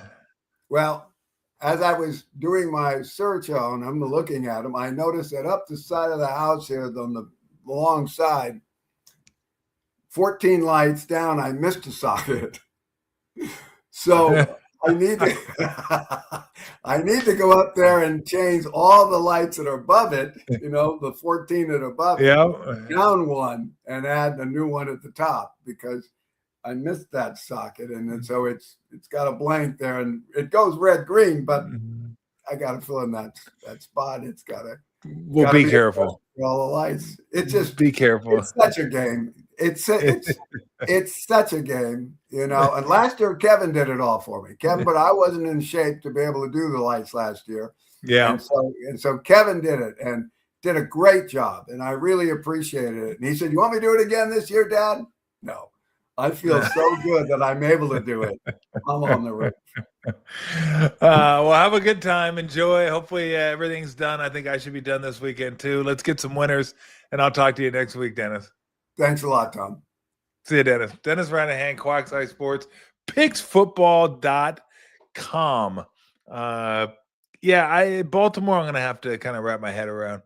And I was against Baltimore. I've had decent luck betting Baltimore games this year, but I don't know. He might be right on that. I do like Buffalo. I do like the Rams. We're back to basketball again. We just, boom. Yeah, Dagnall's a good coach. Dagnall's a fantastic coach. No doubt about it. For those that are trying to catch up here, we just jumped right from football back into Oklahoma City. And Adam was wondering about their head coach. Yeah, he's really good. He's really, really sharp. But really what makes OKC is the talent and the depth of the talent and how well it all fits together and how good defensively they are. They are a dominant defensive team. And far and away the best defensive team in the league. And they turn you over, and they're really good in the open court, and they have their stud, the go-to guy, getting the ball if you need a bucket. You need a run stopped. You need a guy at the end of the game you give the ball to and make something happen. That's Shai Gilgeous-Alexander. Can Tom share some of that? How am I supposed to share it? I'm not going to have everybody over for a beer. Although I was thinking maybe one of these days we'll do something at Phil Work. We'll have some listeners come over and we'll do like a little party or something if we can get Barry up to it. That definitely would be fun. I do need to get Steve on and get a Christmas light update. Maybe I can have Steve go outside and take a picture of the tree that we saw. It's like a palm tree that I think they just keep the Christmas lights up there all year long. I would too. Tree's tall as hell. I wouldn't want to get up there every single year. Not that he's doing it. Come on. Someone else coming out there and doing that tree. No way Steve was doing that tree. So I got a few things I need to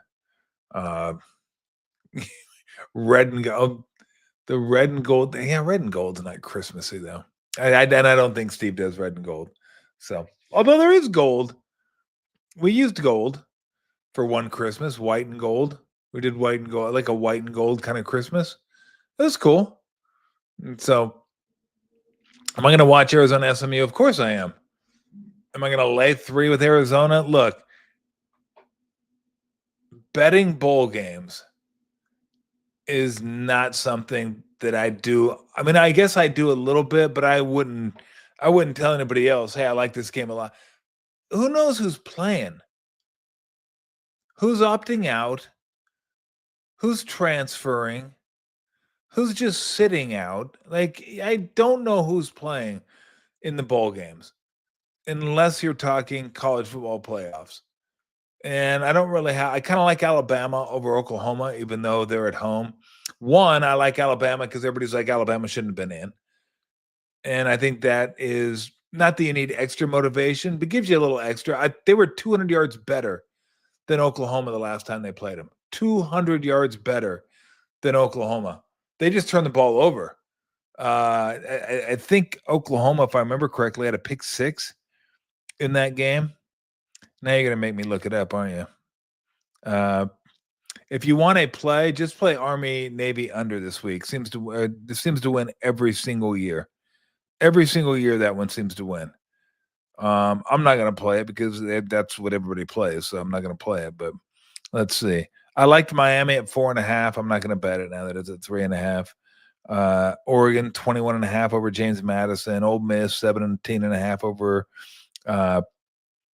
Let's see. Alabama's back to a 1-point dog now. Okay. I just wanted to give you the stats for when they played Oklahoma. They played Oklahoma about a month ago, the 15th, lost 23-21 at home and outgained them in that game 406 to 212. Picks 1, fumbles 2 to Oklahoma's no turnovers. So 3 turnovers to none in that game. Oklahoma ran 23, 33, 43, 48 plays. Let's call it 50 plays for about 200 yards. They were a little over 4 yards per play in that game. Alabama ran 42,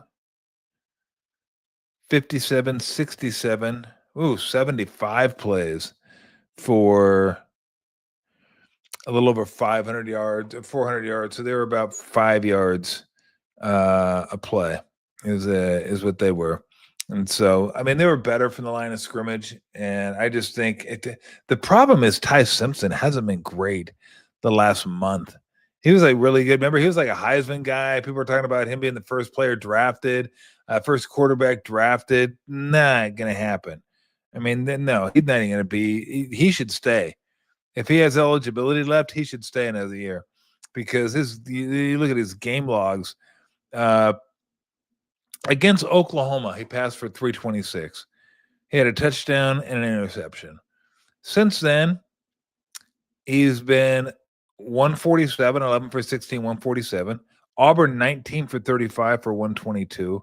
And Georgia, 19 for 36, or 19 for 39 for 212. He just hasn't been great. And that's not the only games he scuffled a little bit. So that being said, I still like them. I don't think Mateer will be healthier than he's been, but I don't think he's been great. He hasn't been great either. The quarterback for the Sooners, John Mateer. Just looking at his game log here, he was good against LSU, 23 for 38 for 318. But before that, 14 for 30, 173, 15 for 23, 138, 19 for 29, 159. So they did throw 3 picks against LSU too. So kind of like Bama. But that's about it in the playoffs. I wanted to bet against Notre Dame, except they won't be there to bet against. I kind of want to go against BYU, the teams that were closest to being in the playoffs. But I mean, how motivated could those teams be? You think you should be in the playoffs, you just miss out. I won't get that chance against Notre Dame. What's their AD? Is it Pete Bavacqua? I know it's Bavacqua because I kept thinking Bavacqua. I kept thinking of Tommy Lasorda in my head. Bavacqua. Bavacqua. If I was pitching that day, I'd send a limousine to get that cocksucker to make sure he was in the lineup. Bavacqua. Fucking Tommy Lasorda. Oh, I miss managers like that. Bavacqua. What do you think I thought of Kingman's performance? It's kind of a fucking tough question to ask me, isn't it?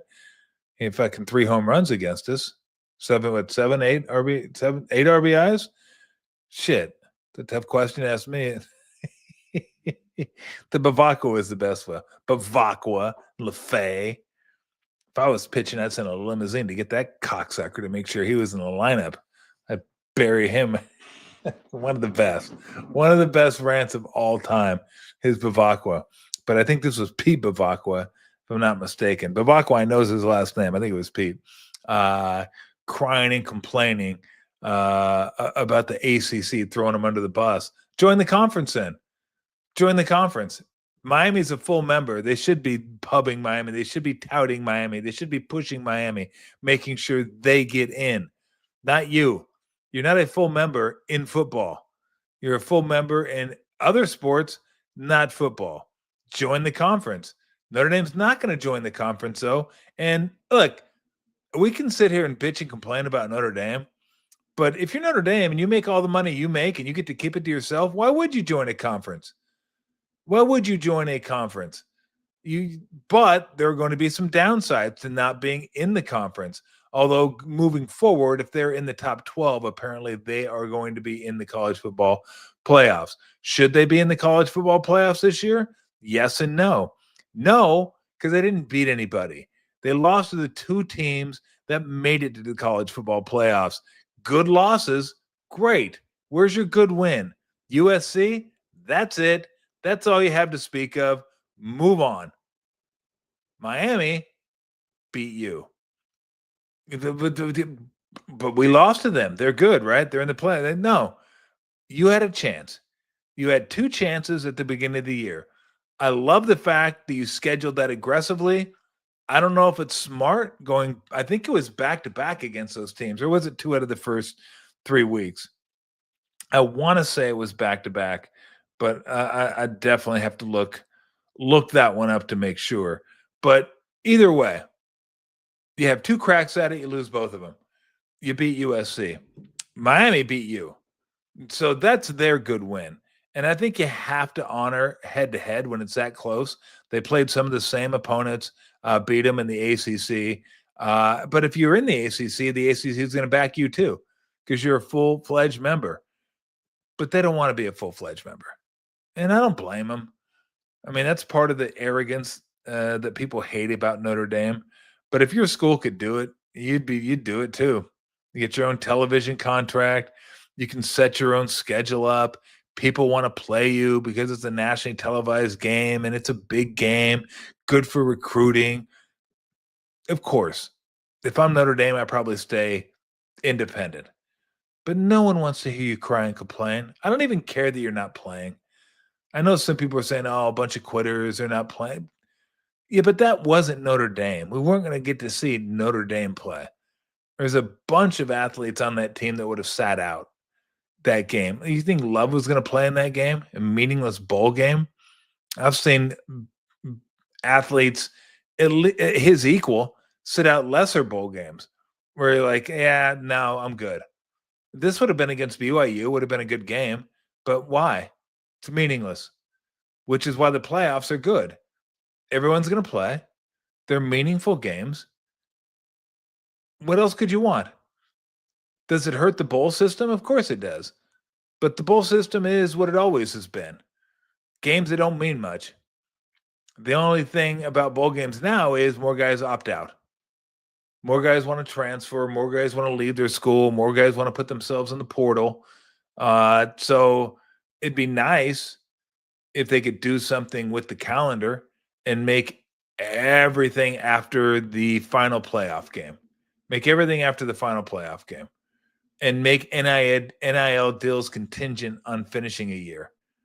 Like if you want your NIL money, you get it at the end of the year if you finish the year. Put it in a contract, you owe it to them. Whether they transfer or not, if they finish that year for that school, they get the money. That's just the way it is. But a lot of these guys already have their money. They're like, why am I sticking around? This is a meaningless bowl game. And I don't know that I blame them. So it's just kind of a messed up. It's a messed up system is what it is. And there's not much you're going to do about it. But they're whining from Notre Dame. It's like, please, just stop. They're going to be everyone's going to get left out at one point or another. Everyone's getting left out. Could I make a case that they belonged in and Alabama didn't? Yeah, I could. Because Alabama wasn't playing great football at the end of the year.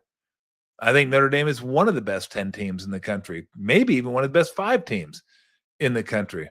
You look at how they were power ranked. They're power ranked very high, higher than Alabama was, probably by a couple points. They'd probably be a 3-4 point favorite on a neutral field, especially the way Alabama's playing. But Alabama beat better teams. They had and that's what being in one of those conferences gives you the opportunity to do. Face those teams. If you're not in a conference, you don't get a chance to face those teams. You don't get a chance to face Georgia, who they beat. You don't get a chance to face Vandy, who they beat. You don't get a chance to face whoever, but you're going to get those chances in a conference.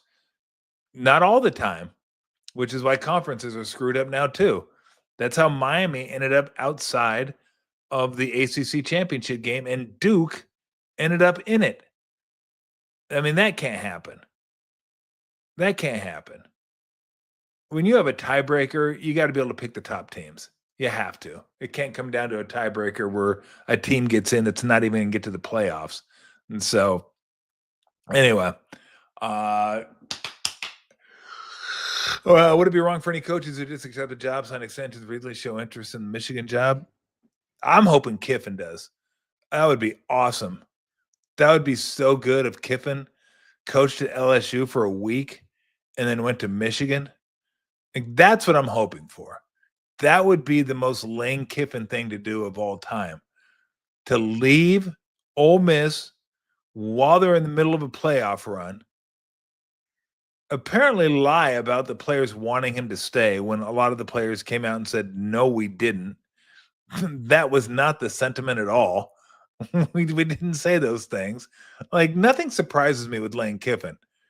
And like, I'll say what everybody else says. I don't begrudge him a chance, but bro, come on. You work for LSU now. You're the head coach of LSU.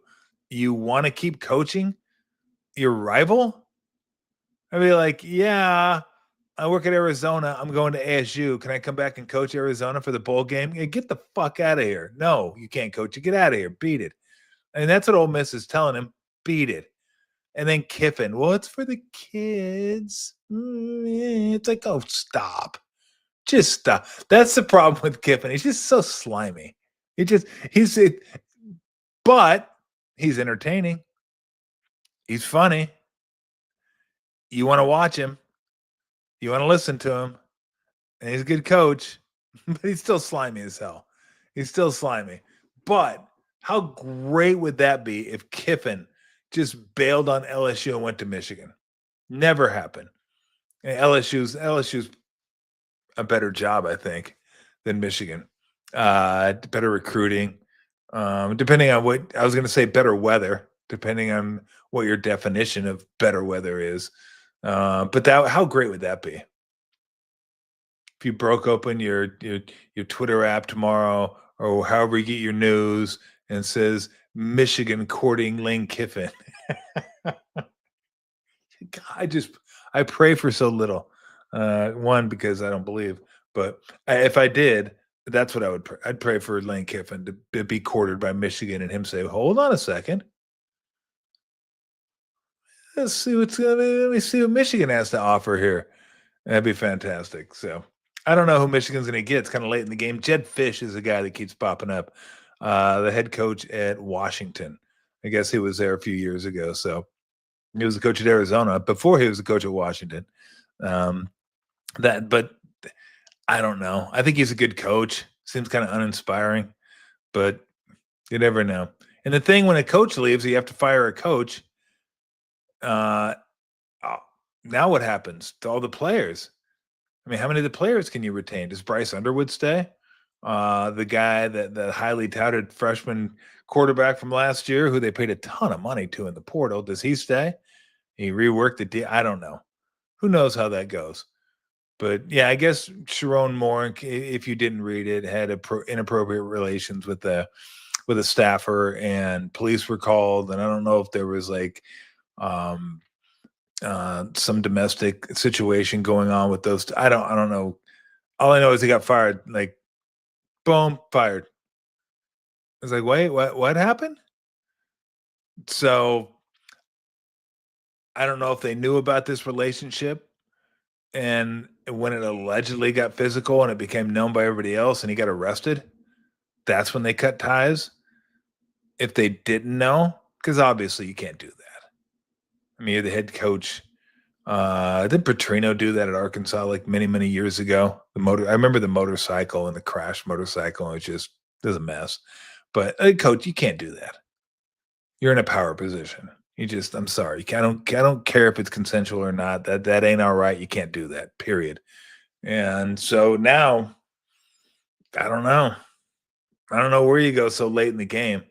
And like I said, there's a whole different dynamic with the NIL and the transfer now. And so who knows?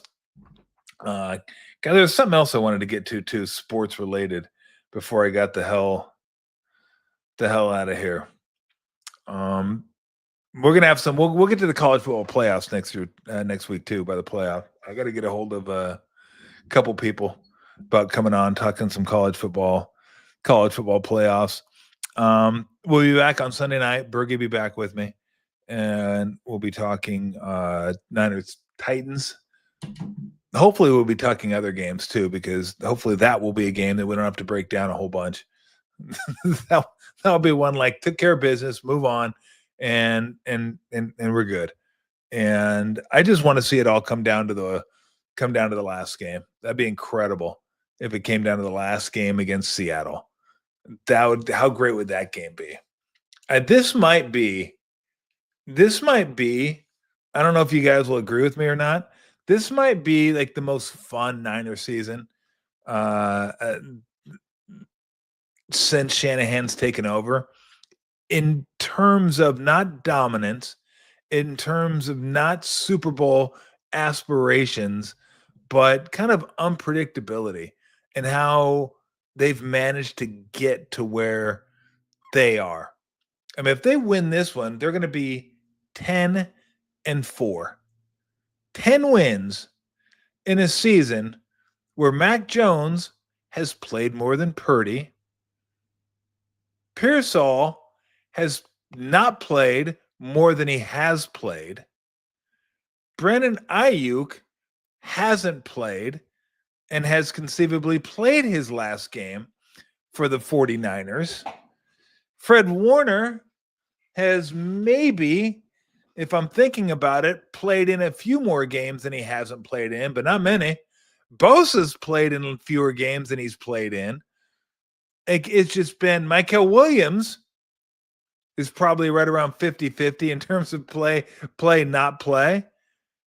Like, it's staggering, the injuries that this team has had to deal with. Oh, let me not forget Kittle, who's probably played in as many games as he hasn't played in. Like, they had a receiving crew of Jennings and Jennings, pretty much. I can't even think of who was playing. Bourne wasn't on the team yet. Robinson was serving a suspension. Pearsall was there for the first few games and then got hurt. It's just been a mess. It's been an absolute mess. And they've managed to cobble it together. Now, the schedule has helped, right? If they had to play last year's schedule, it'd probably be a much different story. So playing the last place schedule certainly helps. But what they've been able to do to give themselves a chance, it's been pretty fun. It's been pretty fun just watching this team figure out ways to win football games this year. I forgot. I got a new kicker. Moody finally gone, got Panero in here, and took away some of the PTSD from 49ers special teams. People can breathe now when they're watching a field goal attempt. It's like, now it's like, we got Eddie Money in here, or Mucho Pinheiro, as Brent calls him. So it's been a fun season. It has been a fun season to watch, and they might feel that way too. Like, going into the playoffs, there's not going to be any expectations. I'm sure there's always internal expectations from athletes, but the external expectations are going to be gone. The external expectations are going to be on the Rams, and they're going to be on the Seahawks, and maybe to a lesser extent the Eagles, because if they make it, they'll be entering the playoffs as the defending champions. Not the Niners, not this year, not for what they've overcome, not for what they've done. And they could just go in there and take a free swing at it. Just take a swing at it. So it's been a fun year. It's been a really fun year. AFC is just bonkers, right? This is like, what is Brady and Peyton Manning back? You got the Broncos and the Patriots at the top.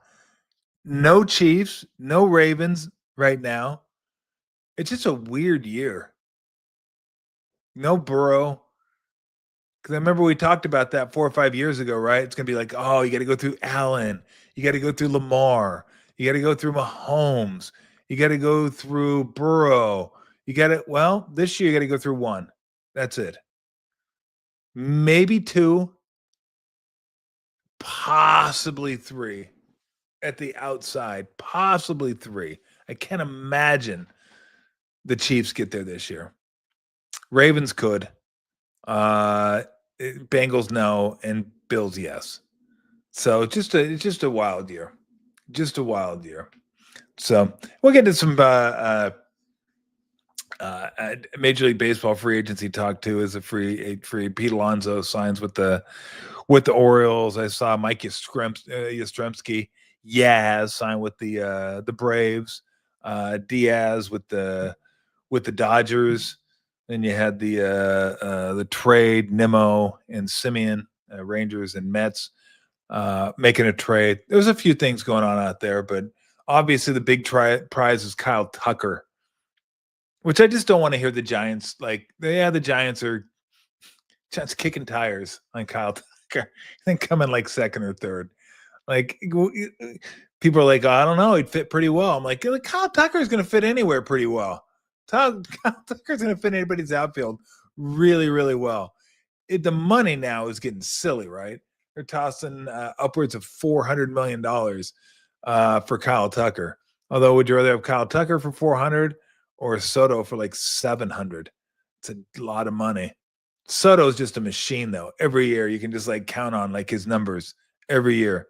His WAR numbers, his average, his RBIs, his on-base percentage, his slug. Like he's just to get that kind of certainty, I guess is worth it. And so you got the pitcher coming over from Japan. I don't know if it doesn't sound like the Giants are interested in a big ticket item, but why not? Why not? I mean, if you're going to compete with the Dodgers, if you're going to compete for that division, I know they've spent money. Look, they got a lot of money wrapped up in Devers. They got a lot of money wrapped up in Adames. They got a lot of money wrapped up in Chapman. You know, they got some money wrapped up in Webb. And I think this is Ray's last year at like 25. And if I were them, I'd be looking into if he's interested, if Ray's interested in an extension. Like, because they went from like, hey, look at all the pitching we got to, oh shit, we need some pitching. Like quite a bit of pitching. What happened to our pitching? Is our pitching still good? Not that. No, it isn't, is it? So it's just kind of okay. Yeah. Yeah, we need some pitching. Thing is, they got hitting now, but it's not like a dominant hitting team. It's a solid hitting team. Like you don't mind having that middle of the order, right? You don't mind having I still would prefer Lee at the leadoff spot, but you don't mind having him and Adames and Devers and Chapman, like that be the heart of your order. That's not bad. That's not a bad heart of the order. It's not, it's not the Yankees, not the Dodgers, not the Braves. Although the Braves faltered a little bit last year, but yeah, you can win with that. Who knows if Eldridge, what he's going to be this year? I keep reading that they might look into dangling him, presumably to get a pitcher, I would think. So you always hate when you wait for guys, don't you? And they're like getting ready to come to the big leagues and like see what they can do for a full year. And they're like, we're going to trade him.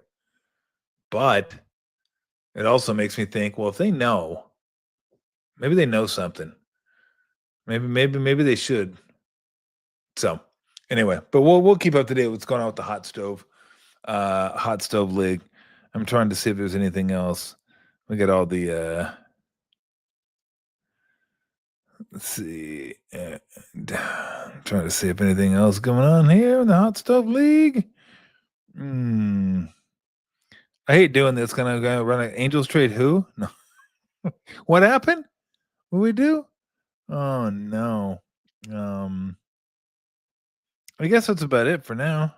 you get some smaller things too, but Braves signed Suarez. They needed help at the back end of the bullpen, so Dodgers get Diaz. What they get him for? 369, and the Braves went 3 for 45 for Suarez, and so I'm guessing that means Street will be the closer for the Padres this year, which isn't a bad fallback. If Houston's like, here we go. Or not Houston's. Why did I go Houston? I went Houston Street for the old Hayes. I went back like 15 years, Miller. As soon as I said that, I go, wait a minute. I'm not pitching anymore. It's been like years since that guy pitched. Let's go, Tolbert. I mean, I know I'm not following baseball right now. It's football. Jesus. Houston Street? Good God. Let's go. I sorry. What can I do? I went A's. I went A's and I went back to Houston Street. Oh well, what are you gonna do? So all right, let's take some comments and then I will get on out of here and send you guys on your way. And we'll be back Sunday night. What did I make of Joe Burrow's recent comments? I don't know. I just think for those that don't know, Joe Burrow like he went to the podium and said, I just want paraphrasing, just want football to be fun. It's frustrating. If you're not having fun, then why bother? It made it sound like he's getting ready to quit if he's not going to have any fun. I just think it's a guy that's beat down. Rehab sucks. And I can't imagine doing it as much as he's done it. It's just you get paid to play football. You want to have fun playing football. That's what always drives me nuts when commentators, whether they're doing talk shows, TV talk shows, whatever, and somebody comes back from injury and they want to play, and the announcer or the sports talk show host or whoever will go, why are you playing him? What's the upside here? When I just let him rest and let him get healthy, it's like, well, they're playing because, one, people pay good money to come watch. People have lost sight of the fact that people actually pay to watch these guys play. Like, you pay money to go watch the best players play. So when they're available to play, it'd be nice if they did play. And what often gets overlooked, these guys love playing whatever sport they're playing. Right? They want to play. They don't want to just sit and watch. Like, they're not concerned with big picture. They're like, let me go play. I know some will go, oh, look what happened to Daniels. Now, Daniels come back. He played, hurt his elbow, and now, look, it happens. It's sports. We're going to keep protecting guys. That's why you get to see guys like 15 times a year now, or guys only pitch 5 innings, or guys sit out every 10th game in the NBA, or guys don't play 82 games. They play 72 games or 67 games because the team is concerned with the big picture and the athletes have bought into the big picture and we want to rest. What about just playing? So when a guy wants to just play, I'm like, let the guy play. People paid good money to watch him play. He wants to play. Let him play. I think Joe is frustrated that he hasn't played. He's spent as much time in the rehab room as he has out on the field. And he's probably frustrated with the losing and the organization and not being able to put a team around him that can help him win. I mean, they have signed Chase. They have signed Higgins. Signed Burrow, obviously. So you got, your weapons there for you. The defense needs some retooling, no doubt about it. But there is a salary cap on football, so you only have so much you can spend. Is it wise to spend that much on 2 receivers? I would say no. I would say, especially when you have other things you need to address. But that's what I thought of his comments. I thought of a guy that sounded really frustrated, that needs an off season, that needs to rekindle his kind of love for the sport and be healthy and get out there and play and win and be with his teammates. But he just sounded like a guy that was kind of beaten down by the injuries, beaten down a little bit by the organization, just come off a tough loss to Buffalo.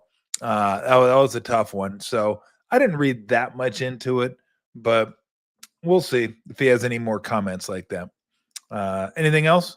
Do we have anything else out there? look, whatever you guys want to ask, I'm good. It's just me and Lou. I got nothing to do. Nobody's in the house with me. Nobody's here, are they? It's just me and you. And Lou says, you know what? I'd love to hear your thoughts on, what would you like to hear my thoughts on? Squeaky Chewy toys? No, stop. That's enough. It's not even 2 yet. She's getting really needy now. Like she just like, even like it's 1:30 and she's like, are you going to feed me? What are we doing? All right. Should we just go? And we'll just kind of go do our thing. So, you know, say goodbye to everybody. No. Say goodbye. Say goodbye. That's enough. All right. So Sunday night we'll be back. Me and Bergie. We'll get the fire going. Get the fire pit going out in the backyard. Get all ready to go. Christmassy, nice Christmas weather. 51. I'm so soft. I'm so soft when it comes to being outside. And so, all right. So we'll see you Sunday. Everybody have a great weekend. Until then, see you. And remember this, Tommy T. Cash and tickets is what it's all about.